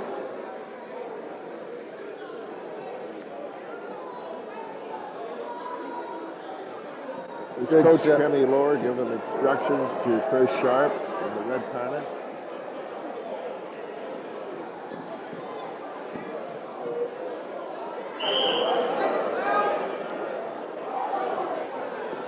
Well, there's a gentleman sitting at ringside over there who is a master official, what they call an AIBA. He can judge anywhere in the world.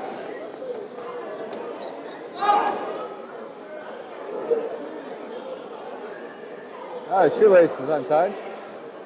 His name is John Hollis. He's been around boxing for about close to 60 years.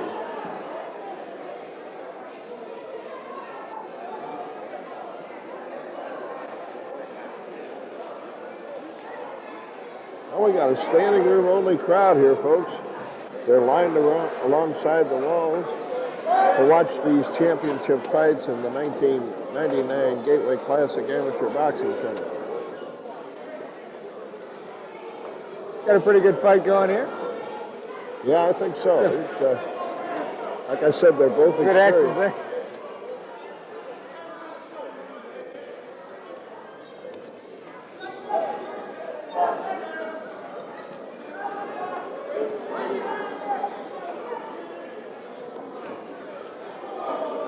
Sharp with some good punches there. Ooh. Good left to the head. Good flurry by both boxers there. Crowd getting into it.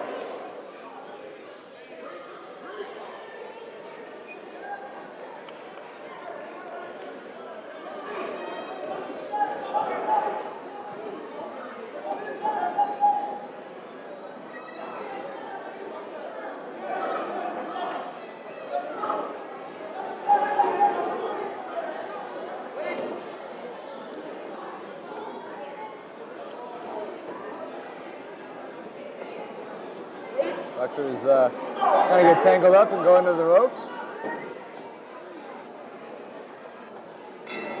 There's the end of the second round. That's the end of round two, and I haven't changed my mind. Looked like Chris Sharp won that round. We'll have to wait and see, though. There's a good shot of Chris Sharp over there in the red corner.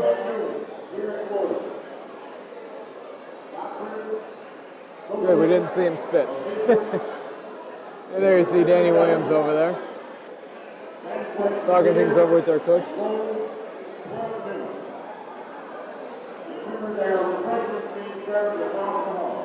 Coaches are probably saying it's a pretty close fight. Just keep up the Keep up the work. Anybody can win at any time if they hit the right punch. You see some of the action from the first round, or second round, I'm sorry. Two good punches thrown by Chris Sharp right there. Going back out to live action.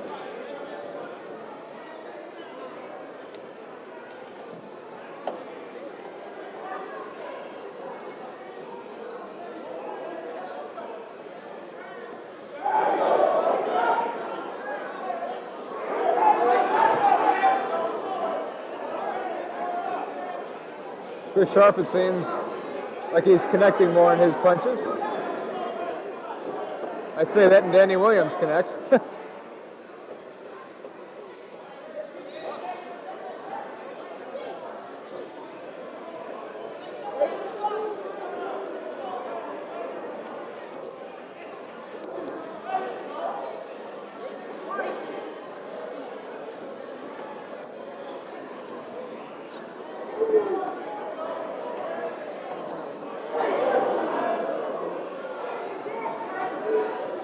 It's like Chris Sharp's getting kind of tired out there. Well, they've been going pretty hot and heavy for now. This is the third round, so I guess they both get a little tired.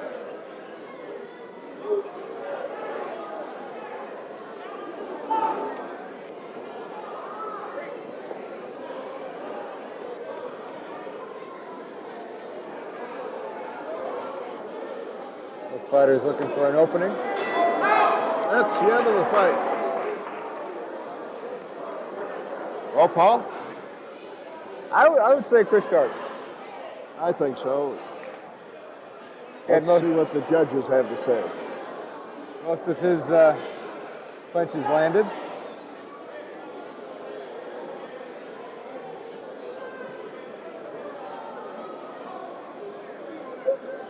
This is the last fight of the sub-novice division. Nice shot of the crowd here.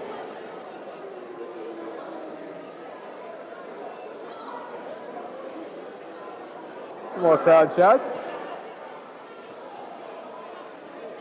What kind of crowds do they have all week? This is the biggest crowd they've had, but they've had a couple hundred people every night. Very good turnout for during the week fights.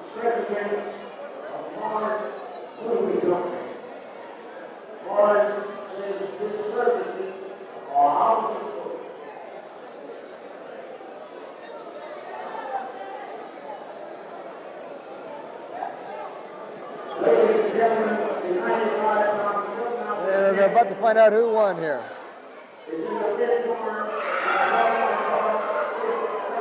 Here's Chris Sharp. I see Danny Williams was a champion, I believe, in his silver gloves. He has his belt with him. But it didn't help him this evening.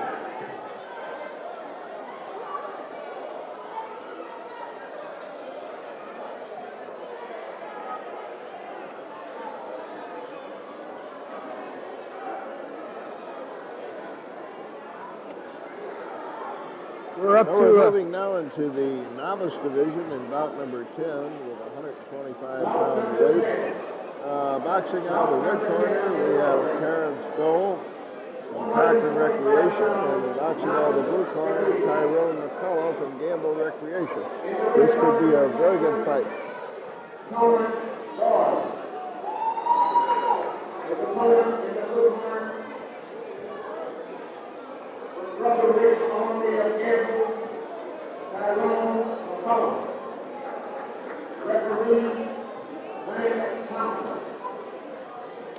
The coach of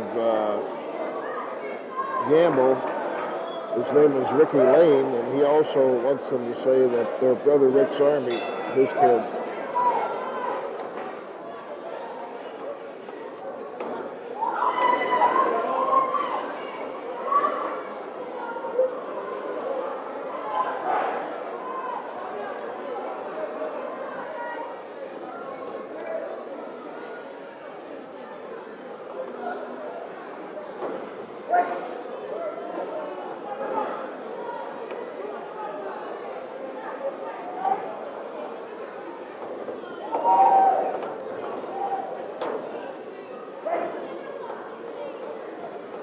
Notice that Tyrone McCullough leads pretty good with the left hand. Oh, yeah.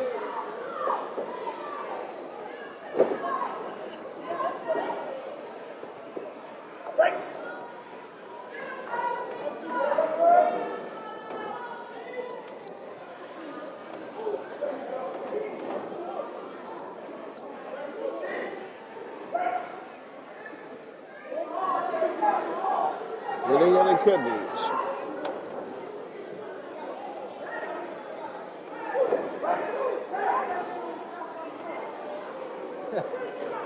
Another shot to the kidneys.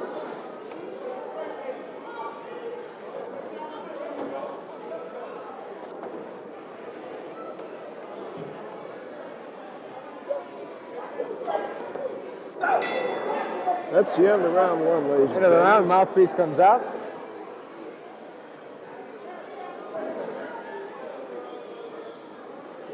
Who would you give that round to? Could go either way. We won't commit on that one.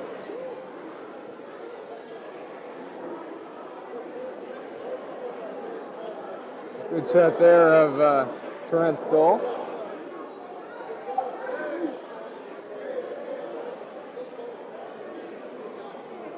Good replay on Stoll with some punches to the head connecting. Oh, there was 4 or 5 by the blue. Body punches. A couple more there by McCullough. Connect. Pretty good round of boxing. Yes, it was. We'll see what round 2 brings.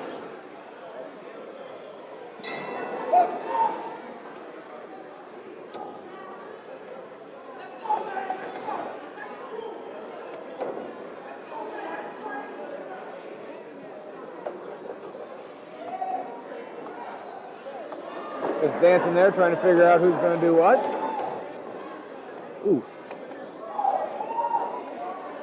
Good flurry there. This with the uppercut.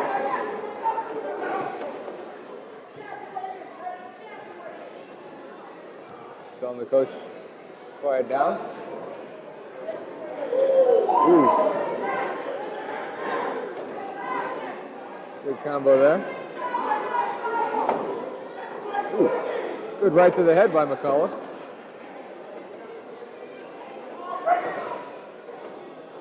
Both boxers get together.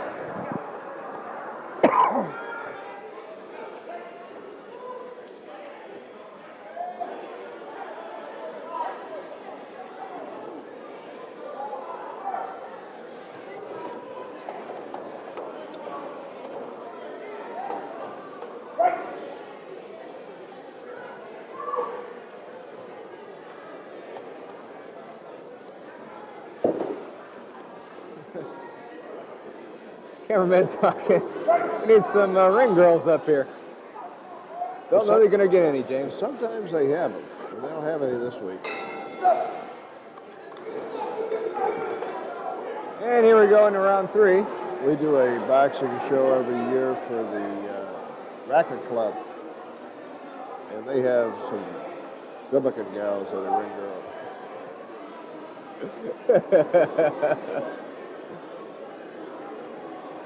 So far, a pretty good fight going here. Yes, we do.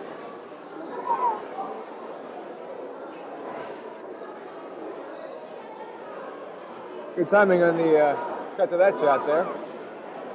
Looks like he's in a little bit of pain. Or could be tired.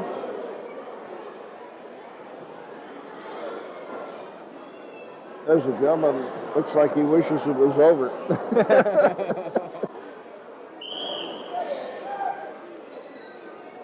Here we go, about ready to start round 3. Hey, Dan, what do you got on the front of that shirt there, cameraman? Can you read that? On his shirt, you've been trying to figure out what's that he got on the front of his shirt? No more. Round 3, some good punches thrown there. See, let us know, me and Merle want to know what Okay. Referee stop things.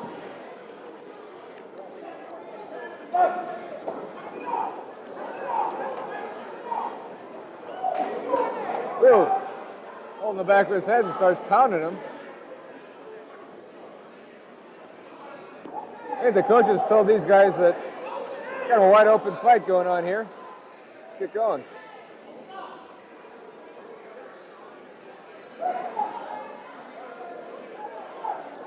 Referee stopping things. Once again, Terrence Dole is in the red. And the blue is Tyrone McCullough. McCullough's coach just gets told to stop talking. Right in front of James Boyd again. Hello.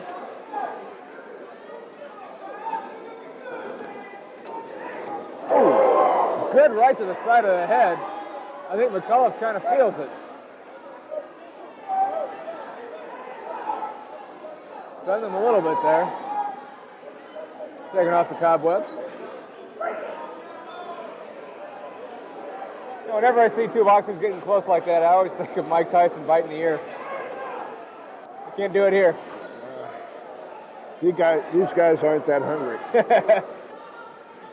Besides, it's Lent. They're not. I'll just leave that alone. Well, I don't know on this one. I won't even wager a guess.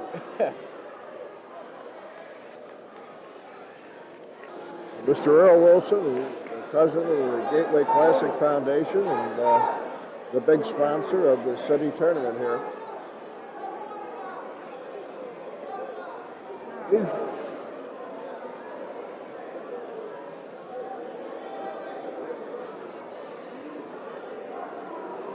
I don't know if you can tell by the boxer's face, but a lot of emotion in their faces.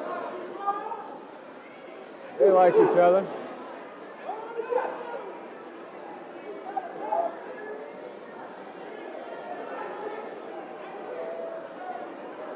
Looks like Dole thinks he might win.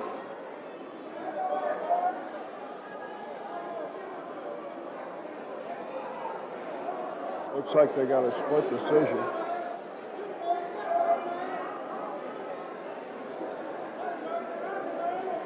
This could be a tough decision here by the judges.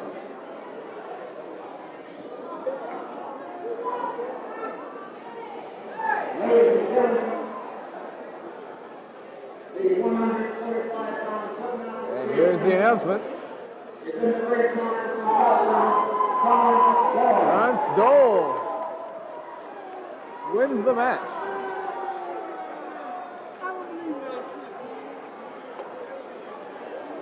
He's a little excited.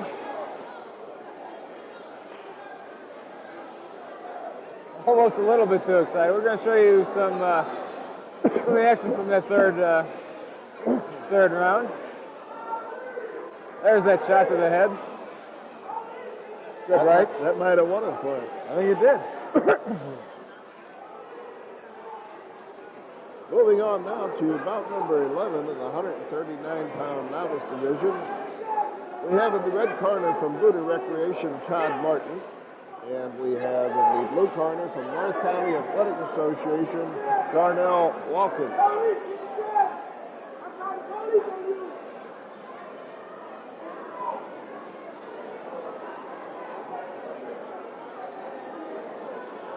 Looks like referees checking the gloves on Mr. Todd Martin. The referee has to check the gloves on everybody to make sure they're the right gloves and the right weight. And they always check to make sure they have a cup on. This is the 139-pound novice fight. And it looks like we might have a problem with Todd Martin's gloves. Has to leave the ring for a second.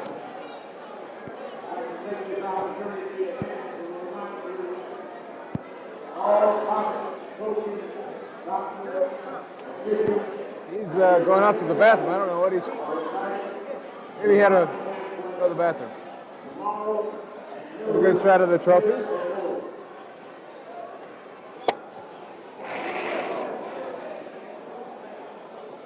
There you see Terrence Dole showing off his medal that he just won. He's a happy camper. And there you see Tyrone McCullough. While we're waiting for the boxer, we might want to announce the sponsors that assist the Gateway Classic Foundation. The main sponsor being Southwestern Bell Telephone, along with the Missouri Lottery and Channel 16, St. Louis's finest channel. We have Channel 2, Fox 2. We have the St. Louis Admiral. We have the St. Louis Rams. We have Care Partners, Ameritech, and Alliance of Blue Cross and Blue Shield. Looks like Todd Martin's back in the ring. Getting ready for this fight number 11 on your fight card. Todd Martin in the red corner from Bout. This should be an excellent fight. Should be a good fight.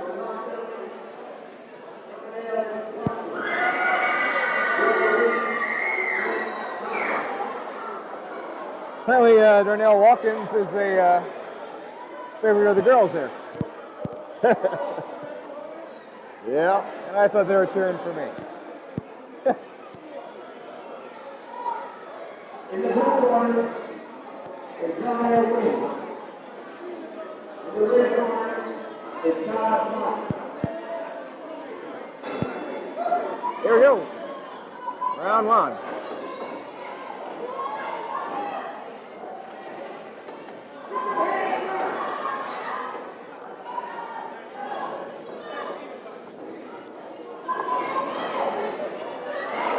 Good right to the head. This bout's not going to last long. I think you're right.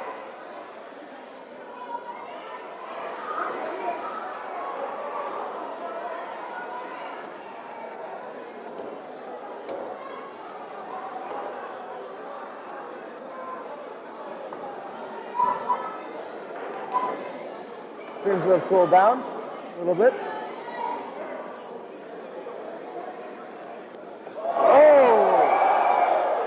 Him down. He looks a little woozy after that one.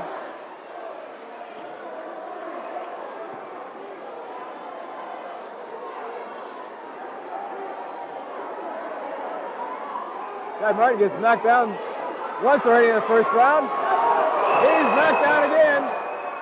Calls the fight. Look at that. I'd say he's a little bit happy there. And rightly so.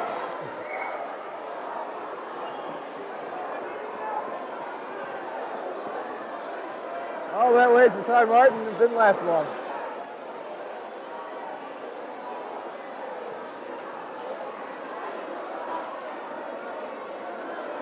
There you see a shot of Todd Martin there. He got hit twice, really good. He got hit with the whole.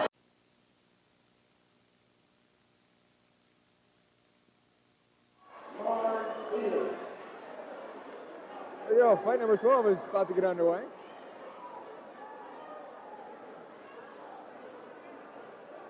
Well, if Purcell don't make it in boxing, he can make it as a tattooed man. He's got enough of it.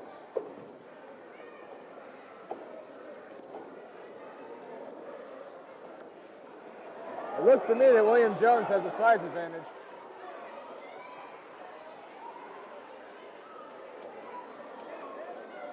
Purcell looks a little bit wild. Referee cautions him for ducking. Side of the head.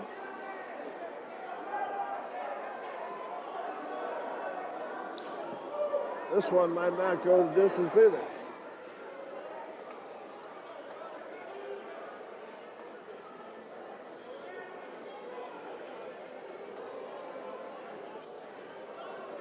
Soft left of the face.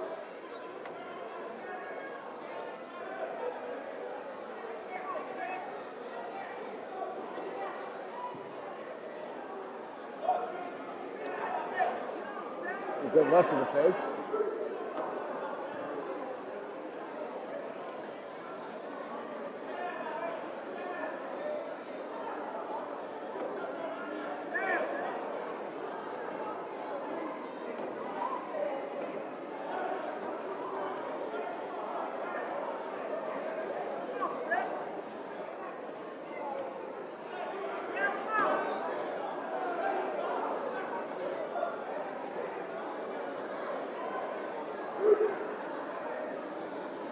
Referee stops things.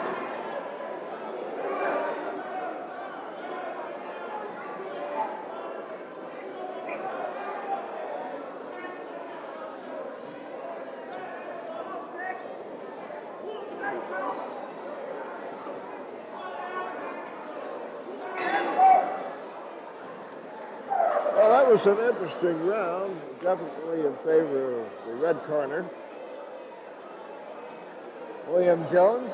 William Jones looks like an outstanding boxer. I haven't seen too much of him. He doesn't fight normally on the regular cards. But there's a lot of them around St. Louis in these gyms that only fight in the tournaments and Golden Gloves. We have about 35 shows a year at various locations. Racket Club was one. We go down to Missouri Athletic Club, the South Broadway Athletic Club.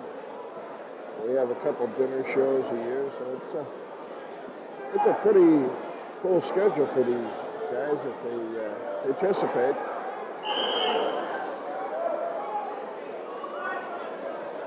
And round two is about to get underway.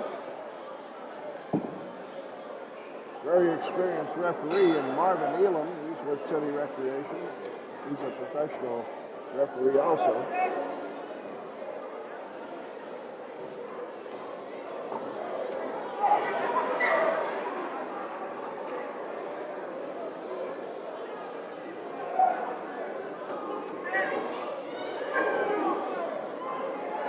William Jones continues to dominate. Good work on the ropes there.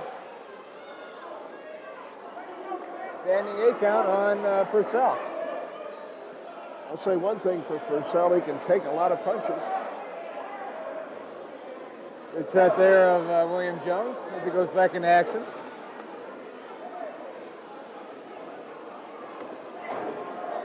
Good combo right there. Good punches landed on the head by Jones.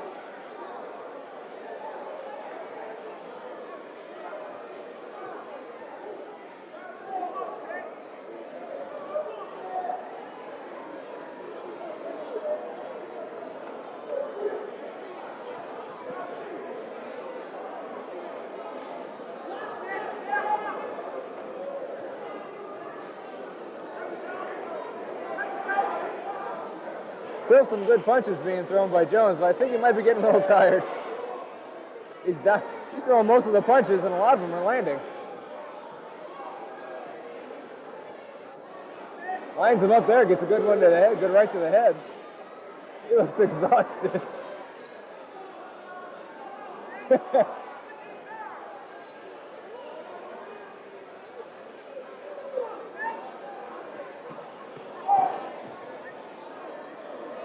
You can just kind of see the energy draining out of Jones right now. Yeah, you got to give him a lot of credit. He's got a lot of heart.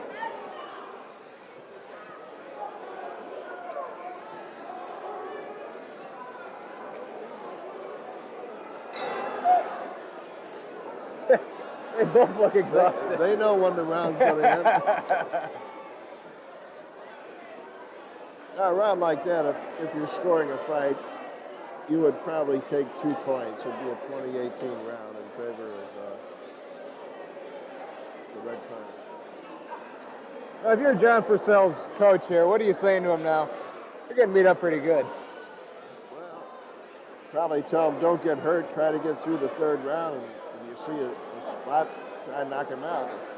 About all you can tell him. Good replay of 1, 2, Jones' connection. 3. 3 to the face, 4. He took some headshots, there's no doubt about it. We're moving now into round number 3, the final round in this 147-pound novice division fight for the championship.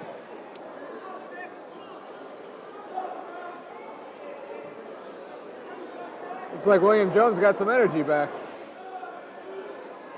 Both fighters got some energy back. Once again, William Jones in the red. John Purcell in blue.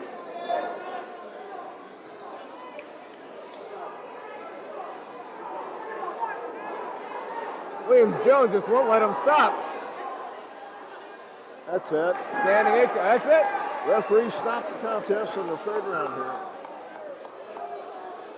William Jones gets the win there as the ref stops it.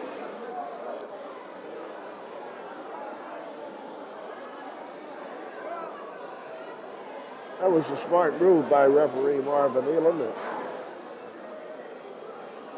Purcell had very little chance of winning that fight, and why take a chance on him getting seriously hurt? That's what it's all about in amateur boxing, folks. Safety first.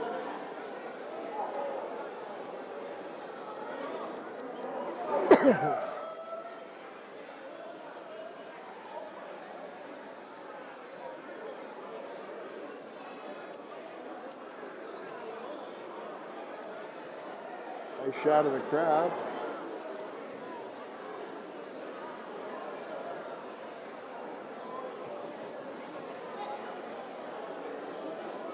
Good shot of William Jones there in his corner. Talking things over with his coach. Receiving the award will be 147-pound championship. Mr. Lance Clark, deeply corrected volunteer, and Mr. Thurston Johnson, deeply corrected volunteer.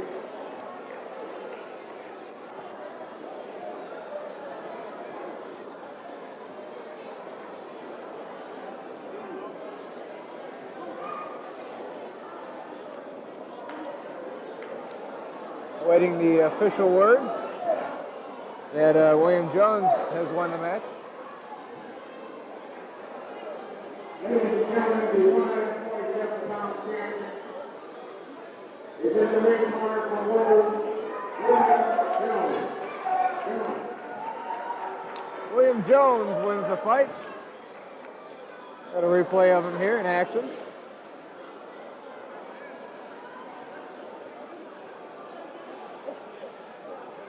I believe this is where the referee stops it shortly. Yeah, at this point, John Purcell is just defenseless, it looks like. There it is. Good crowd Moving shot right there. along here, Paul, we're into bout number 13 in the 178-pound novice division. This bout features in the red corner from North County Athletic Association, Walter Foster Jr. And in the blue corner from St. Charles, Jason Wagner. This should be a great fight, as most of the fights have been this evening. 178 pounds. This is by far the biggest guys that we've had tonight. Well, I can say, Paul, if they come through the ropes, duck. Yeah. I'm hiding behind you. We now move to the bout number 13. This is the 178-pound division. So far it seems tonight. These trophies that you see here are going to be given to the outstanding boxers for the evening, and the team trophies. So, given out after the show is over, after the last bout. And so far we've had some pretty good bouts. We have 4 more fights to go tonight before things are all over. Yeah, we're getting into the big boys now, so we should Get have into the some big fun. guys. I'm glad I'm over here. All right, once again we have Jason Wagner in the blue, Walter Foster in the red as things get going. Here in round 1 of bout number 13 on your fight card.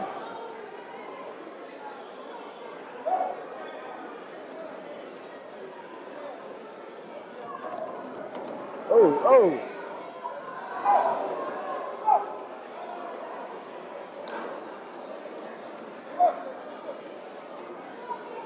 Jason Walker's putting everything he has into the punches.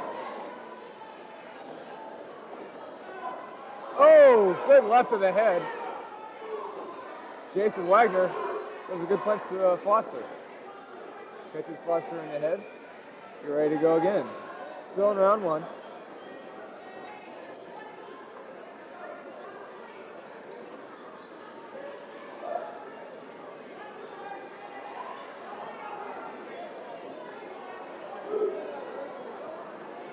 Foster gets talked to for ducking. This time, Wagner goes down. Ready to go. Still in round two. Oh, round one, I'm sorry. How long are the rounds in novice? Still 2 minutes? These are 2 minutes, yeah. Wait for someone to make a move. Now you go up to a national tournament and they're 3 minutes.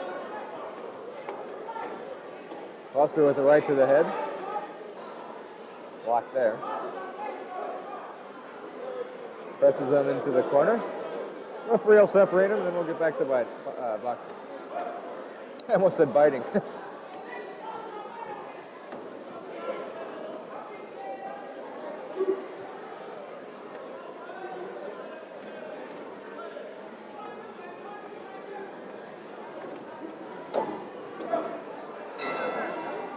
That's the end of round number one. It looked like Foster came back a little towards the end of that round.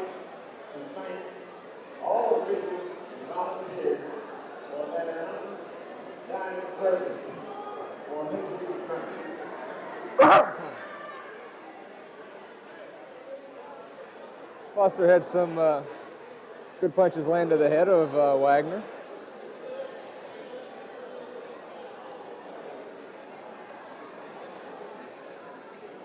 Good shot of one of the judges. Well, that's John Hollis. That's the master official I was telling you about. Okay. This man can referee or judge anywhere in the world. Wow. Here's a lady giving a future boxer some milk.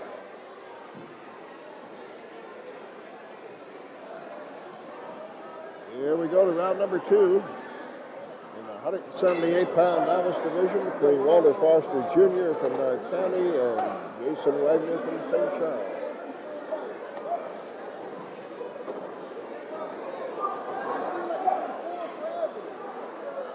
Like Jason Wagner's trying to get back in this match. Referee's cautioning Wagner for pulling the... Oh!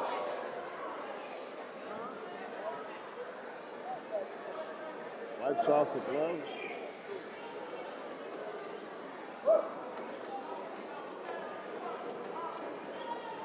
Walker misses with the left. I'm sorry, Foster misses with the left.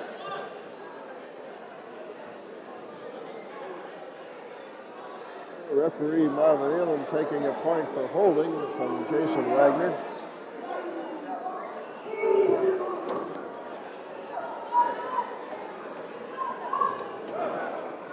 He slipped and went down.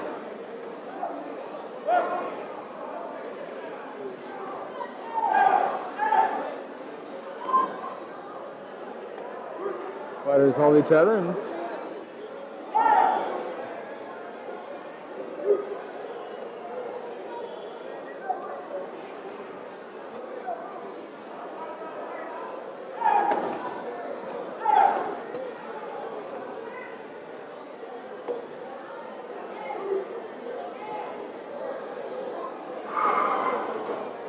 once again, Jason Wagner in the blue gloves. Walter Foster in the red gloves. Foster ducks and misses. A couple punches. Good shot there. Good body shot by Foster. Boxers tie each other up.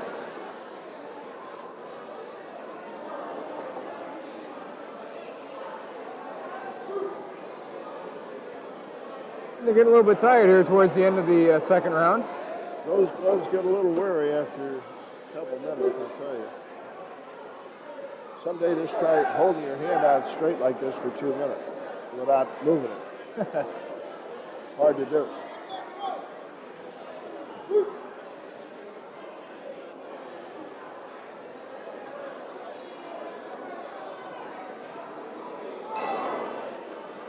And that's the end of round two. That bell sounds a little sick. It's kind of hard to hear it. I think they're a little bit tired on that bell over there. Good shot of Jason Wagner in his corner. Getting some water. Coach is telling him, hey, you're doing a pretty good job so far. Come back. Took a point away from Walter Foster early in the second round. That's going to be interesting how that comes out.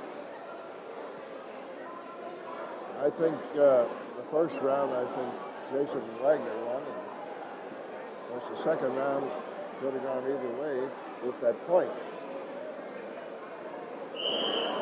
We're moving now into round number 3, about number 13 in the 178-pound novice division.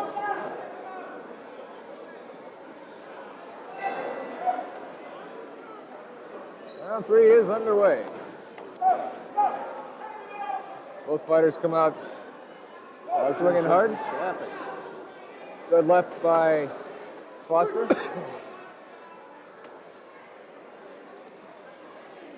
Wagner leads with the left good punch. Pins him up against the rope.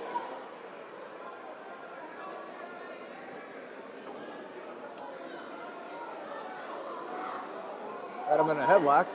Can't do that.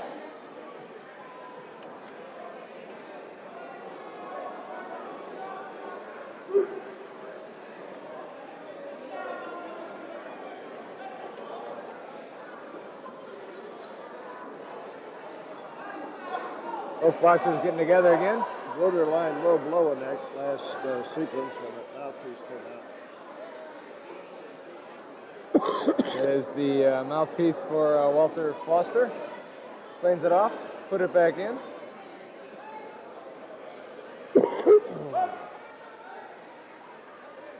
Back into round 3.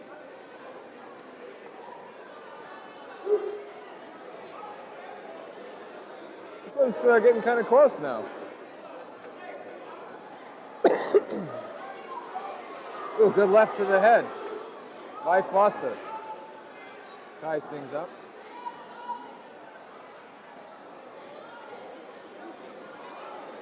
Now Wagner gets a point taken off.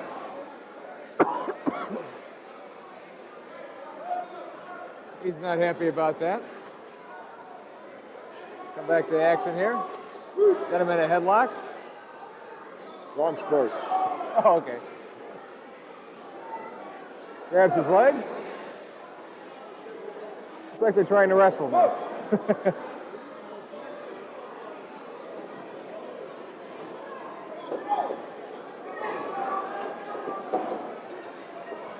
Often think what Tyson would have done if he'd fought Holyfield with this headgear. Would have bit the headgear. Oh, good left by Wagner. That's nice to see. Well, it's good sportsmanship. That was a really good fight. Yes, it was. I'd have to give it to Foster. We'll see what the judges do in just a moment. I don't know who I'd give it to. Pretty close. You're playing it safe.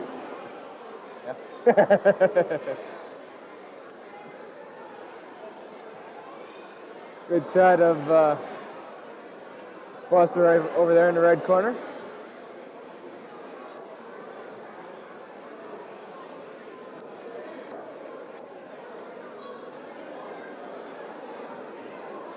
And as we await the judge's ruling.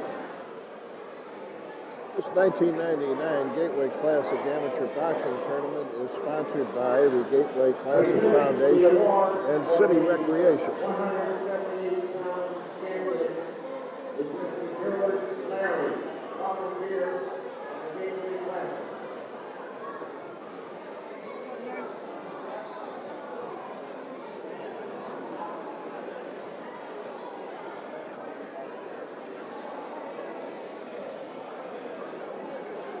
There you see the ribbons that are going to be awarded for this bout.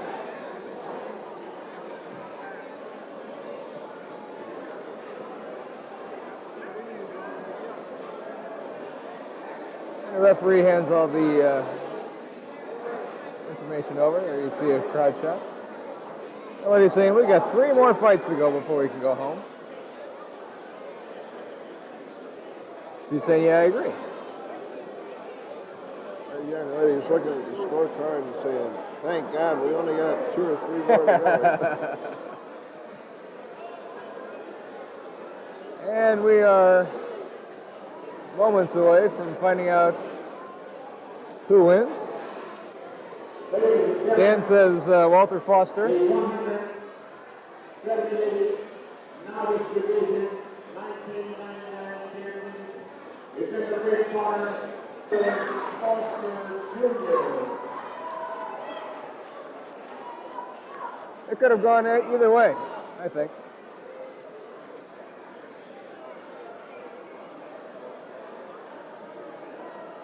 Good, good left hook by Walter Foster on Jason Wagner there. Both fighters had points taken away from them on this fight. Did a good job. We're here at ringside with Jeanette Crutchfield, who is the boxing coordinator for City Recreation.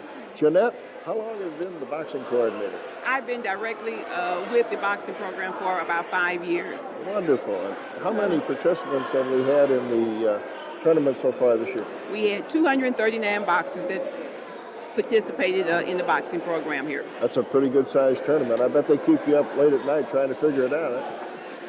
Because I'm up late at night and early in the morning also. Okay, I see you added a bout this evening, so instead of having 16, we're going to have 17 bouts. That's correct. Well, it's going to be for a long evening, and well, we wish you continued success. You seem to be doing an excellent job with City Recreation, and good luck to you. Okay, thanks, Dan. Thanks, Jeanette. And let's get back to the fighting. Ladies and gentlemen, we now move into the opening game. The There's Kelly. He's a former Golden Gloves champion. 3 or 4 years ago, he won the Golden Gloves, but he was a lot lighter than he was, 112 pounds. This is bout number 13. 147-pound opening game. In the red corner, We're on the back stretch of this championship round. As you hear Kelly Wright's name announced.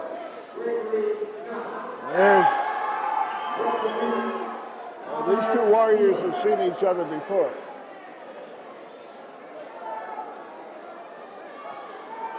And we're getting ready to start round 1 of the championship. 147 open division. Both boxers are ready. Referee's ready. We're ready. Here we go.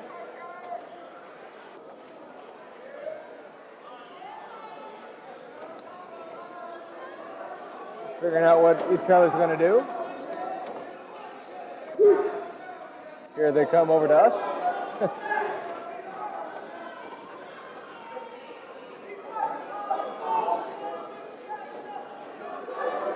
Good combination there by Kelly Wright.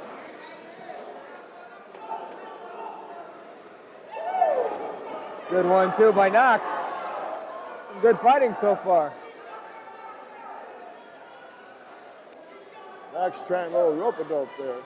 Marvin won't stand for that.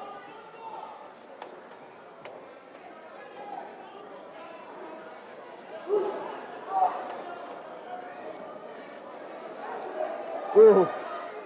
Missed with the right hook.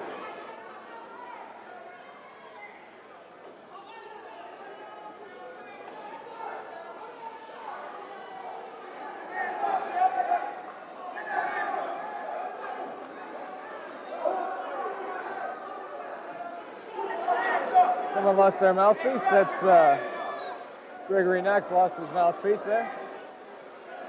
Well, we ought to give Marvin Elam a hand for turning that mouthpiece in. A couple pro fights ago, he gave it back to the guy without having it washed off. And we kid him about it all the time.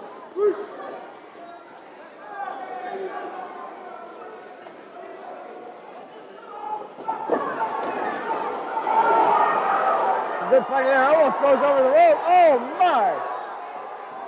Good punches thrown there by Gregory Knox. Kelly Wright were saving most of them. They're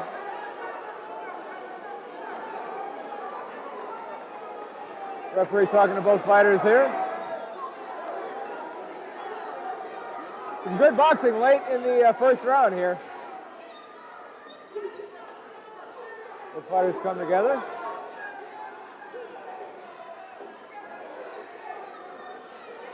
Right up in the corner a little bit. Referee breaks them up. Going back at it.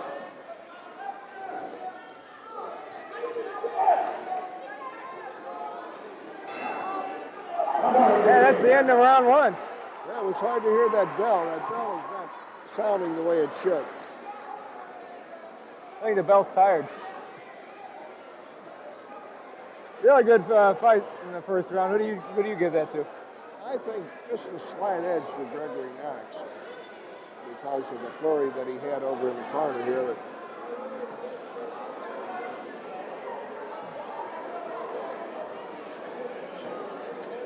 There you see a good shot of Kelly Wright. Now over to Gregory Knox.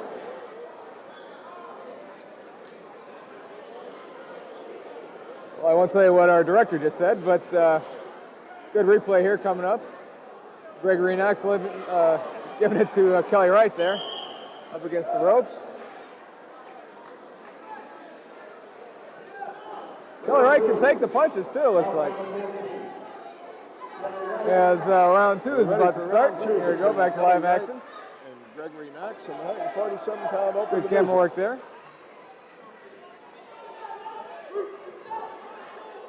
Referee stops him.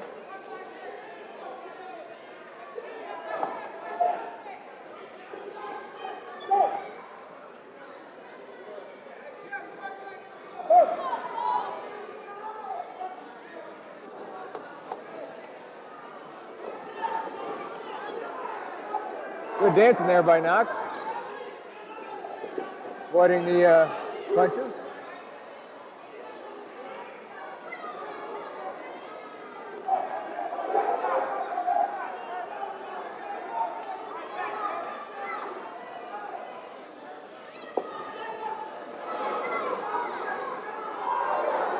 He backs himself up in the corner, comes back. Referee stops him.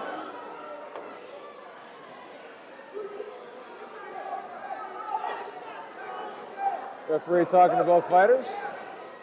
We get back to the action right in front of us there. Kelly Wright drives Gregory Knox into the ropes. Good left by Kelly Wright.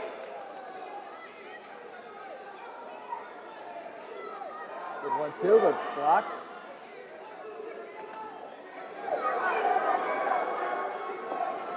Wright lands two to the head.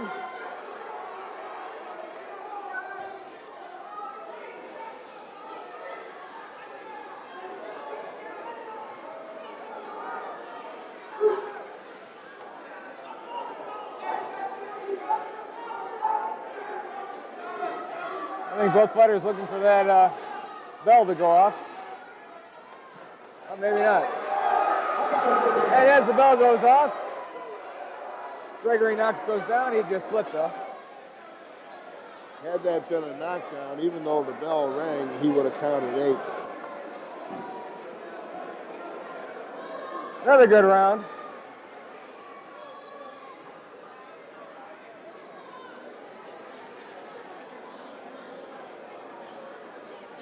So far, I think this is the best fight of the night.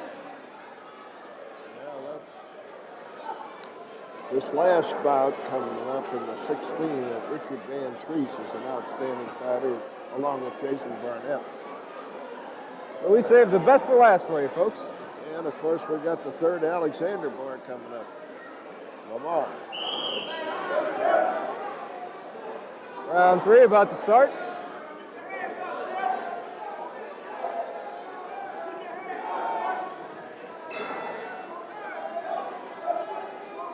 Both fighters come together, center ring.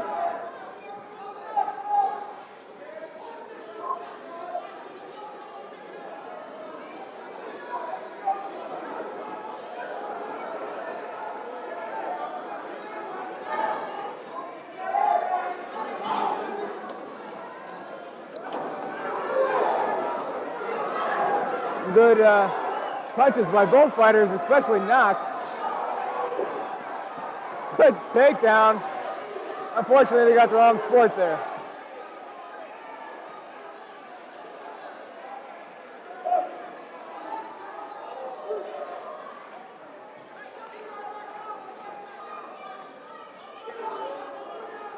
Good jabs thrown by Wright. Knox attacks. Tie each other up.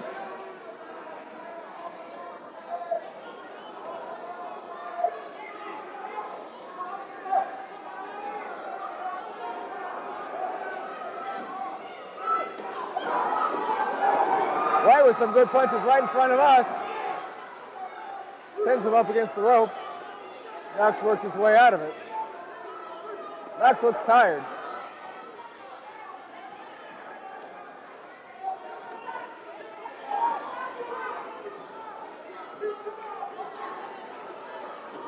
Again, right in front of us.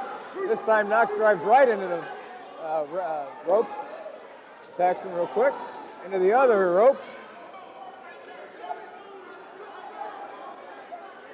These fighters like to use the ropes. They use the whole ring. Okay.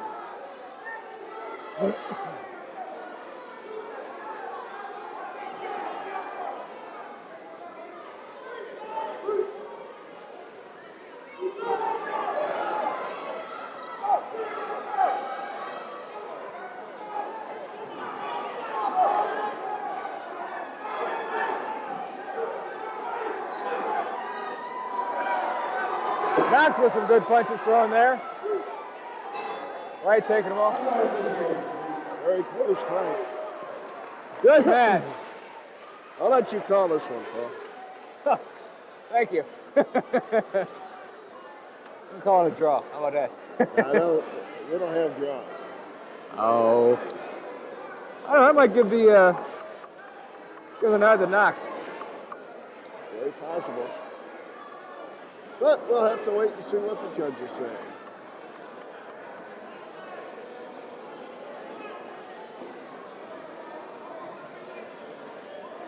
Ladies and gentlemen, presenting the award for the 247-pound champion is the Reporter Johnson, volunteer for the Neighboring Classic. I'm going to show you a replay coming up here of Knox and Wright.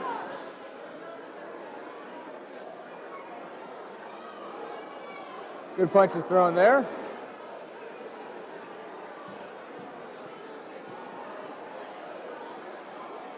And they hug and roll around. That's not a legal move, is it?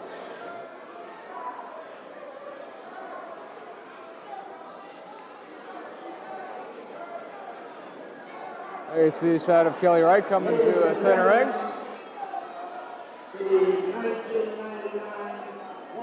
And we have the winner here.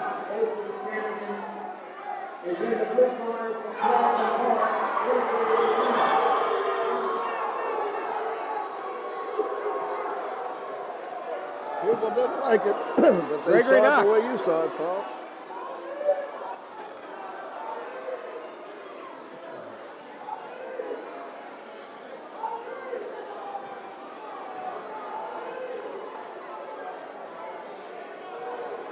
Good crowd shot there.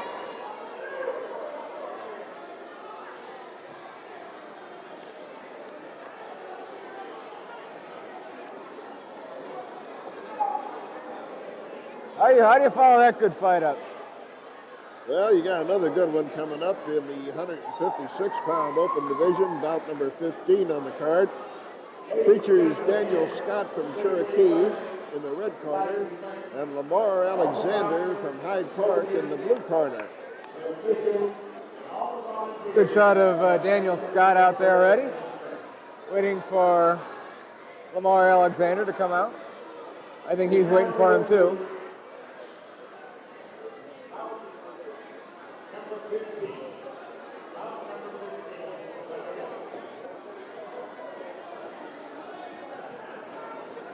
We just got two more fights to go, Paul, and this 1999 Gateway Classic is history.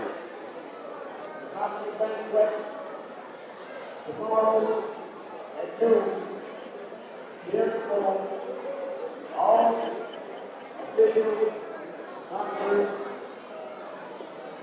We're still waiting for Lamar Alexander to come out to the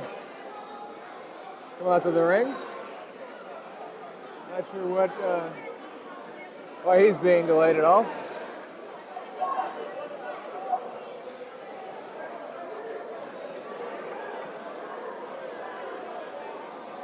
So what can we expect from Lamar Alexander here as he comes into the ring? Tough fight. He's hard to beat.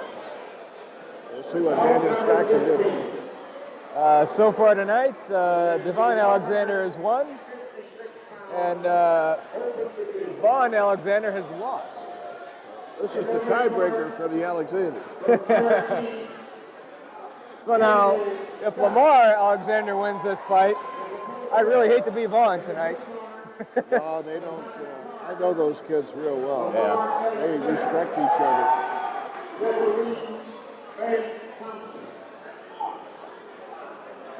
I think there's 11 children in that family.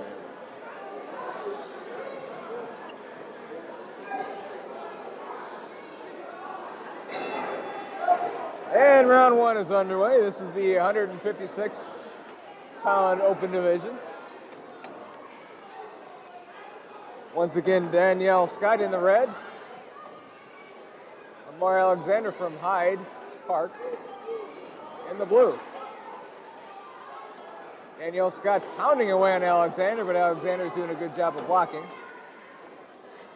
Alexander throwing some good punches there. Referee stops things.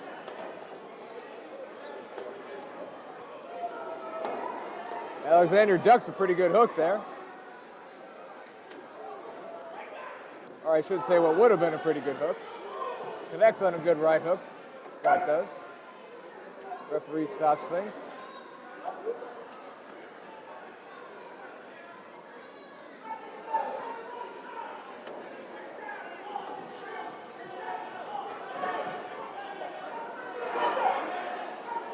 And here they come in the corner right by us. Referee telling them to stop. Cautions him again for ducking.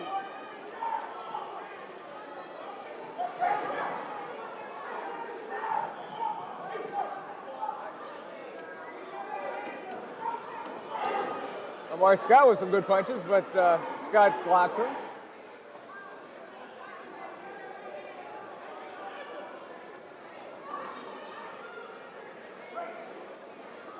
Lamar holds him. Referee stops it. Back to fighting. Tangled up again.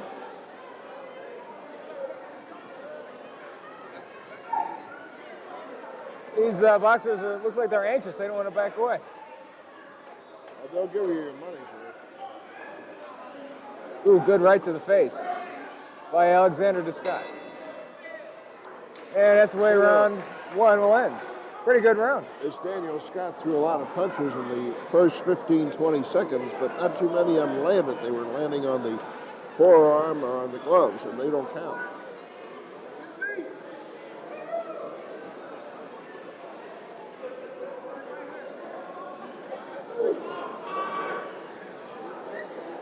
Good shot of Daniel Scott there. Some more crowd shots.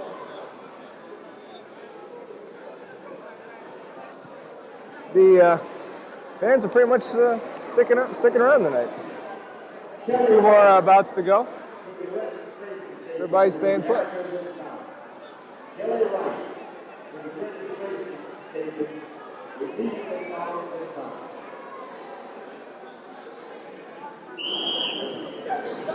And we're about ready for round 2 to start. Second round, bout number 15. Here we go, round 2 on City 16. Once again, Daniel Scott in the red gloves, Lamar Alexander in the blue. Good right by Scott.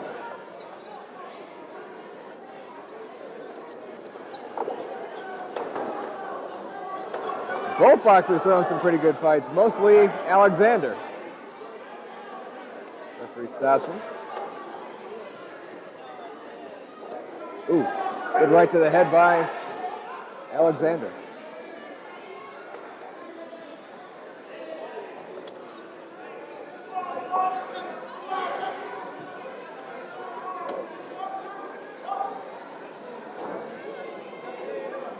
Alexander misses on the uppercut. Both boxers waiting for an opportunity. Scott blocks pretty good. 2 punches by Alexander. Blocked by Scott. Good left to the side of the head by Alexander there. Referee telling the boxers to back off. Well, these guys look a little, like they're getting a little tired here.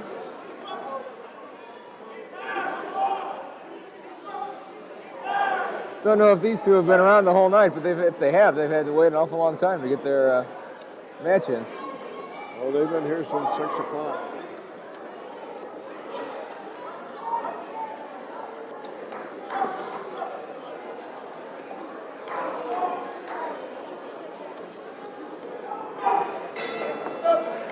Another good round by Daniel Scott and Lamar Alexander.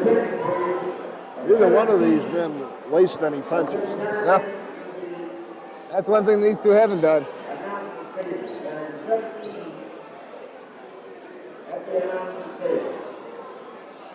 The public address announcer this evening is longtime announcer James McCullum.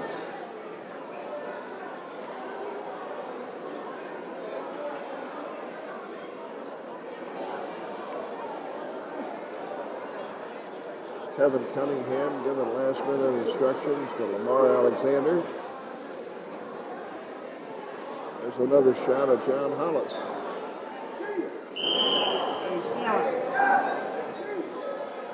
Getting ready for round 3 to start here. Both boxers look like they're ready. Coaches are out. Final round.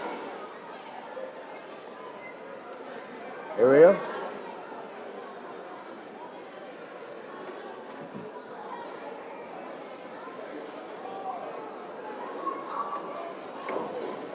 Scott attacks first.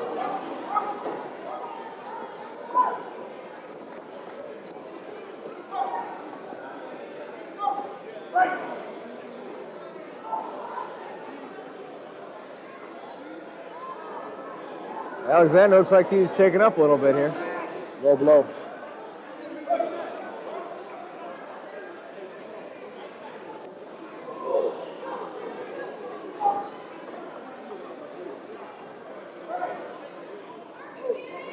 Lamar holds him. Stops the fight and then resumes it.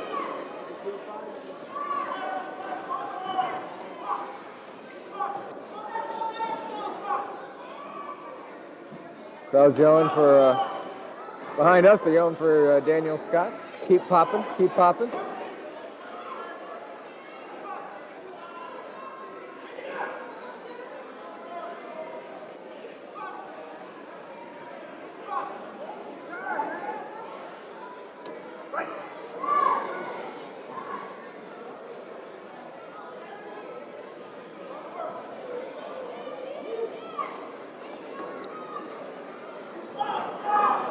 So far, it's a pretty tough match to decide.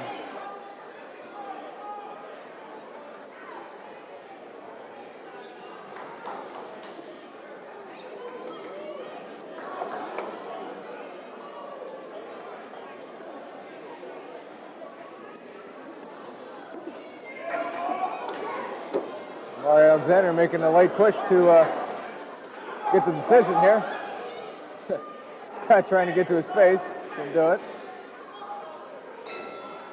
That's the end of the fight. That's the end of the match. Very good fight. Who'd you give that to? You got me last match. I'm going to get you in this one. I'll take Alexander. All right. Not by much. This Daniel Scott, I haven't seen too much of him. He's a pretty good little fighter. The outstanding boxer in each division. Each focus will be given immediately after the last round of the season.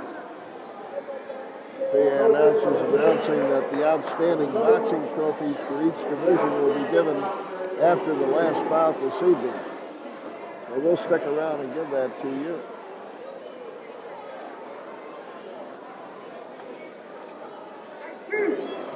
I think it's going to take a while for the judges to decide who wins on this.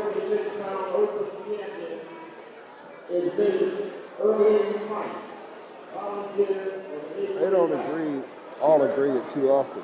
It's usually somebody sees it differently. I would imagine this is a split decision. We don't know. The young man is pretty well built, Daniel Scott. Yeah, he looks tough. Your 156-pound, 1999 open division champ is in the blue corner from Hyde Park, Lamar Alexander. So with that one, Lamar, the Alexander family goes 2 for 1. They're pretty good guys, I'll tell you. The whole family is good.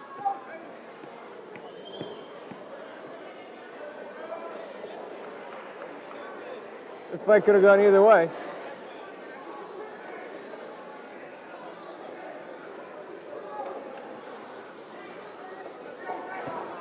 All right, finally. Now we're to the Last bout.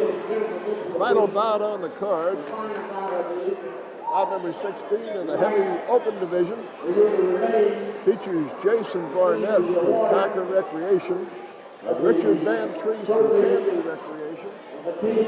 Both of these fighters have been fighting for a number of years.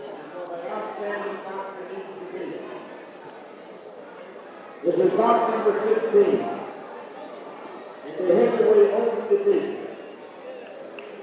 In the red corner, Referee saw something on Richard Van Treese's gloves. in the blue corner, from Canby, Richard Van Treese.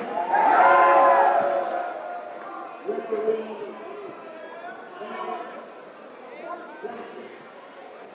I don't think Richard Van Treese will be around too much longer without turning pro.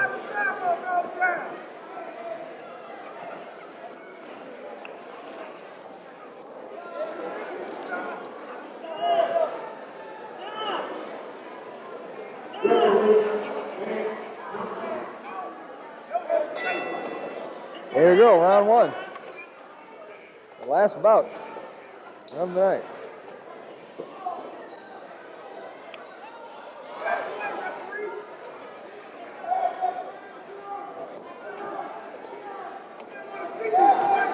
Both boxers punch and fight their way out of it.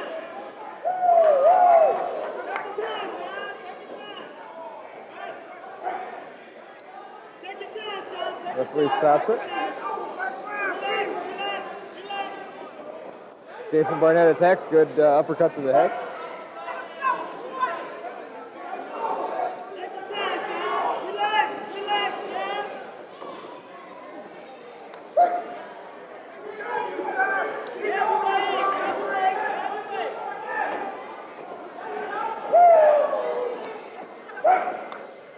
Ooh.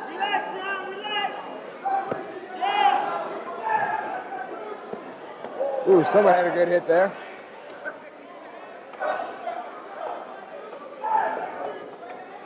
Van Treese leads with, Barnett leads with the left. They hug each other.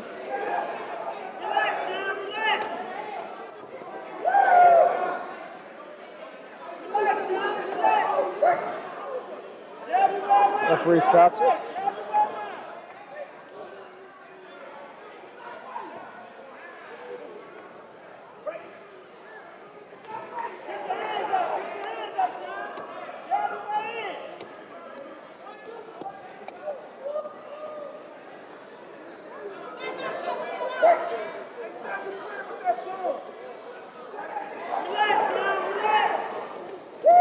This is under Barnett misses on the uppercut. I'm sorry, Van Treese misses on the uppercut. Could have hit him with that one. He's still been going. He'd be in the rafters. This Jason Barnett, about 4 or 5 years ago, fought out of Lake of the Ozarks, and he was an outstanding boxer. He had several knockouts. I haven't seen him recently. But Richard Van Treese, we know, we see quite regular as an outstanding boxer. So this could be the fight of the night here. So far, I think I call this one a draw.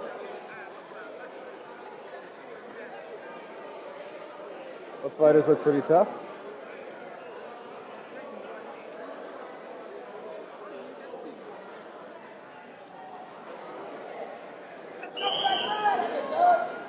Here we go, round two.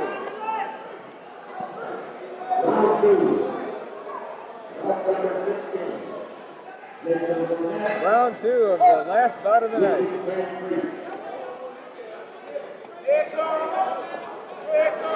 Both fighters come out with pretty good jabs, pretty good body shots there, and tight.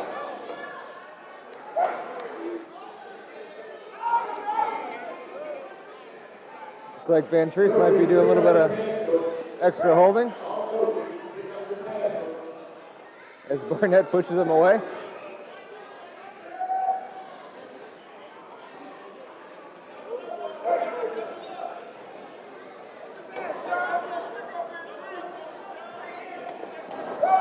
Ooh, good left to the head by Van Treese.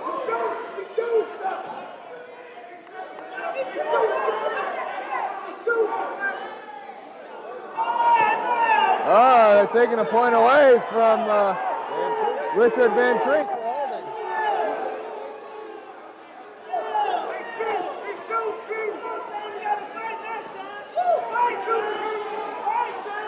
Looks like Van Treese isn't liking decision too much. He's getting hot.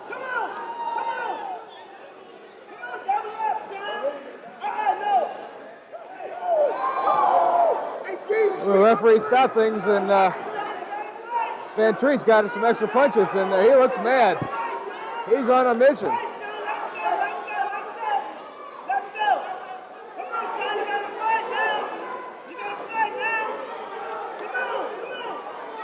Folks behind us, I think, are pulling for Richard Van Treese. Awful lot of holding going on in this bout.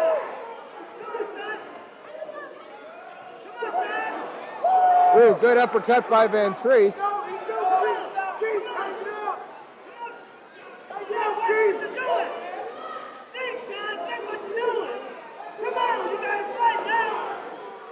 Never really, Van Treese, a good left right to the head. The end of round two, and I'll tell you, we got ourselves a fight here. Referee took a point for holding against Richard Van Treese in the second round, and that might make the bout pretty well even Steven going into the third round.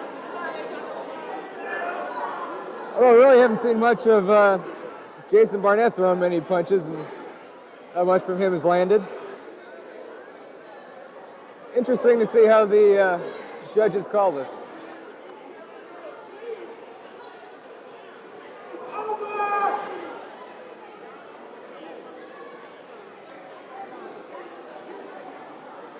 There you see Richard Van Treese. There's a scorer's card. Couldn't exactly tell who he had marked ahead. I think he had it horse and horse, which would be even round.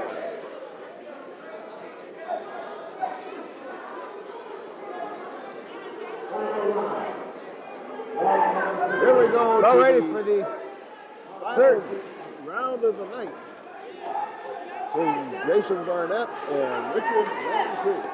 Oh, a left right to the head of Barnett. Another left.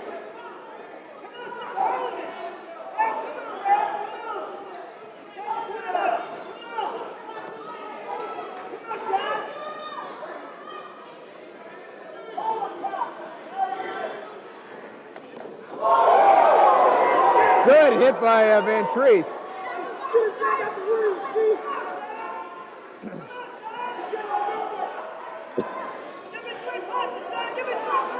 Looks like Jason Barnett's kind of getting tired here.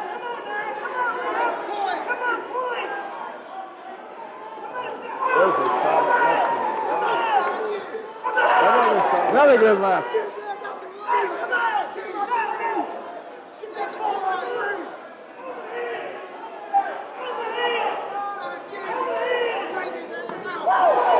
Oh, good body shot.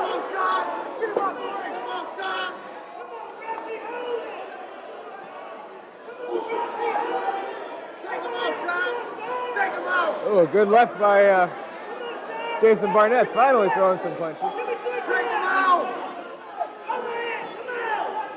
Well, I think this fight belongs to Richard Van Treese right now.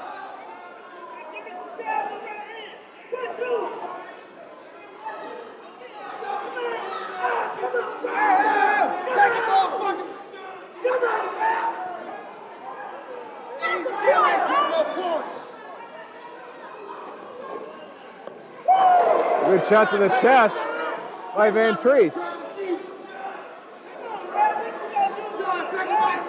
Looks like Jason Barnett is pleading to the ref an awful lot.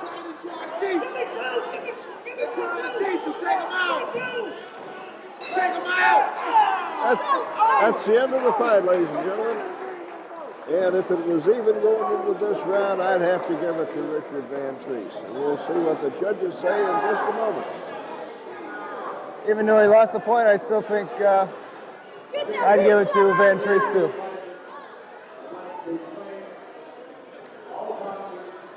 Final bell goes off. A lot of the people are taking off now. Pretty good night of boxing. Save best 3 fights for last.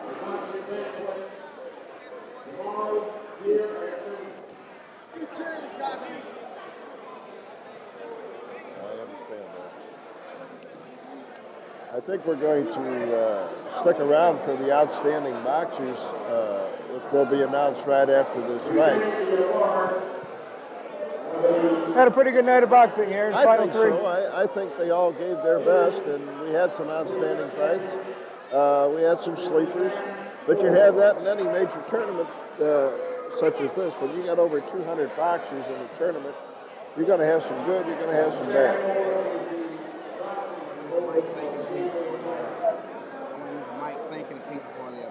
Okay. You have Earl Wilson wants to thank people. Mike, let's sit over there.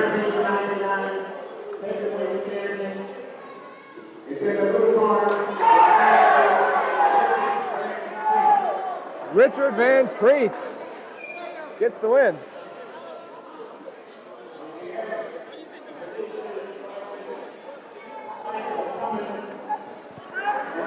Bring a chair over here. And in just a few minutes, we're going to be joined by Mr. Earl Wilson, who put this boxing tournament together.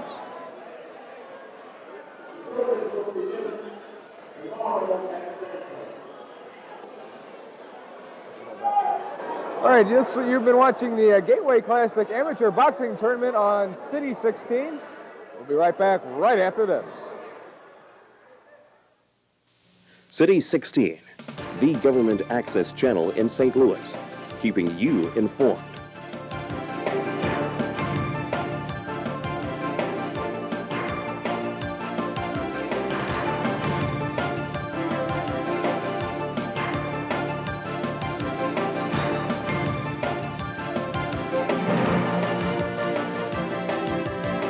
City 16, keeping you informed.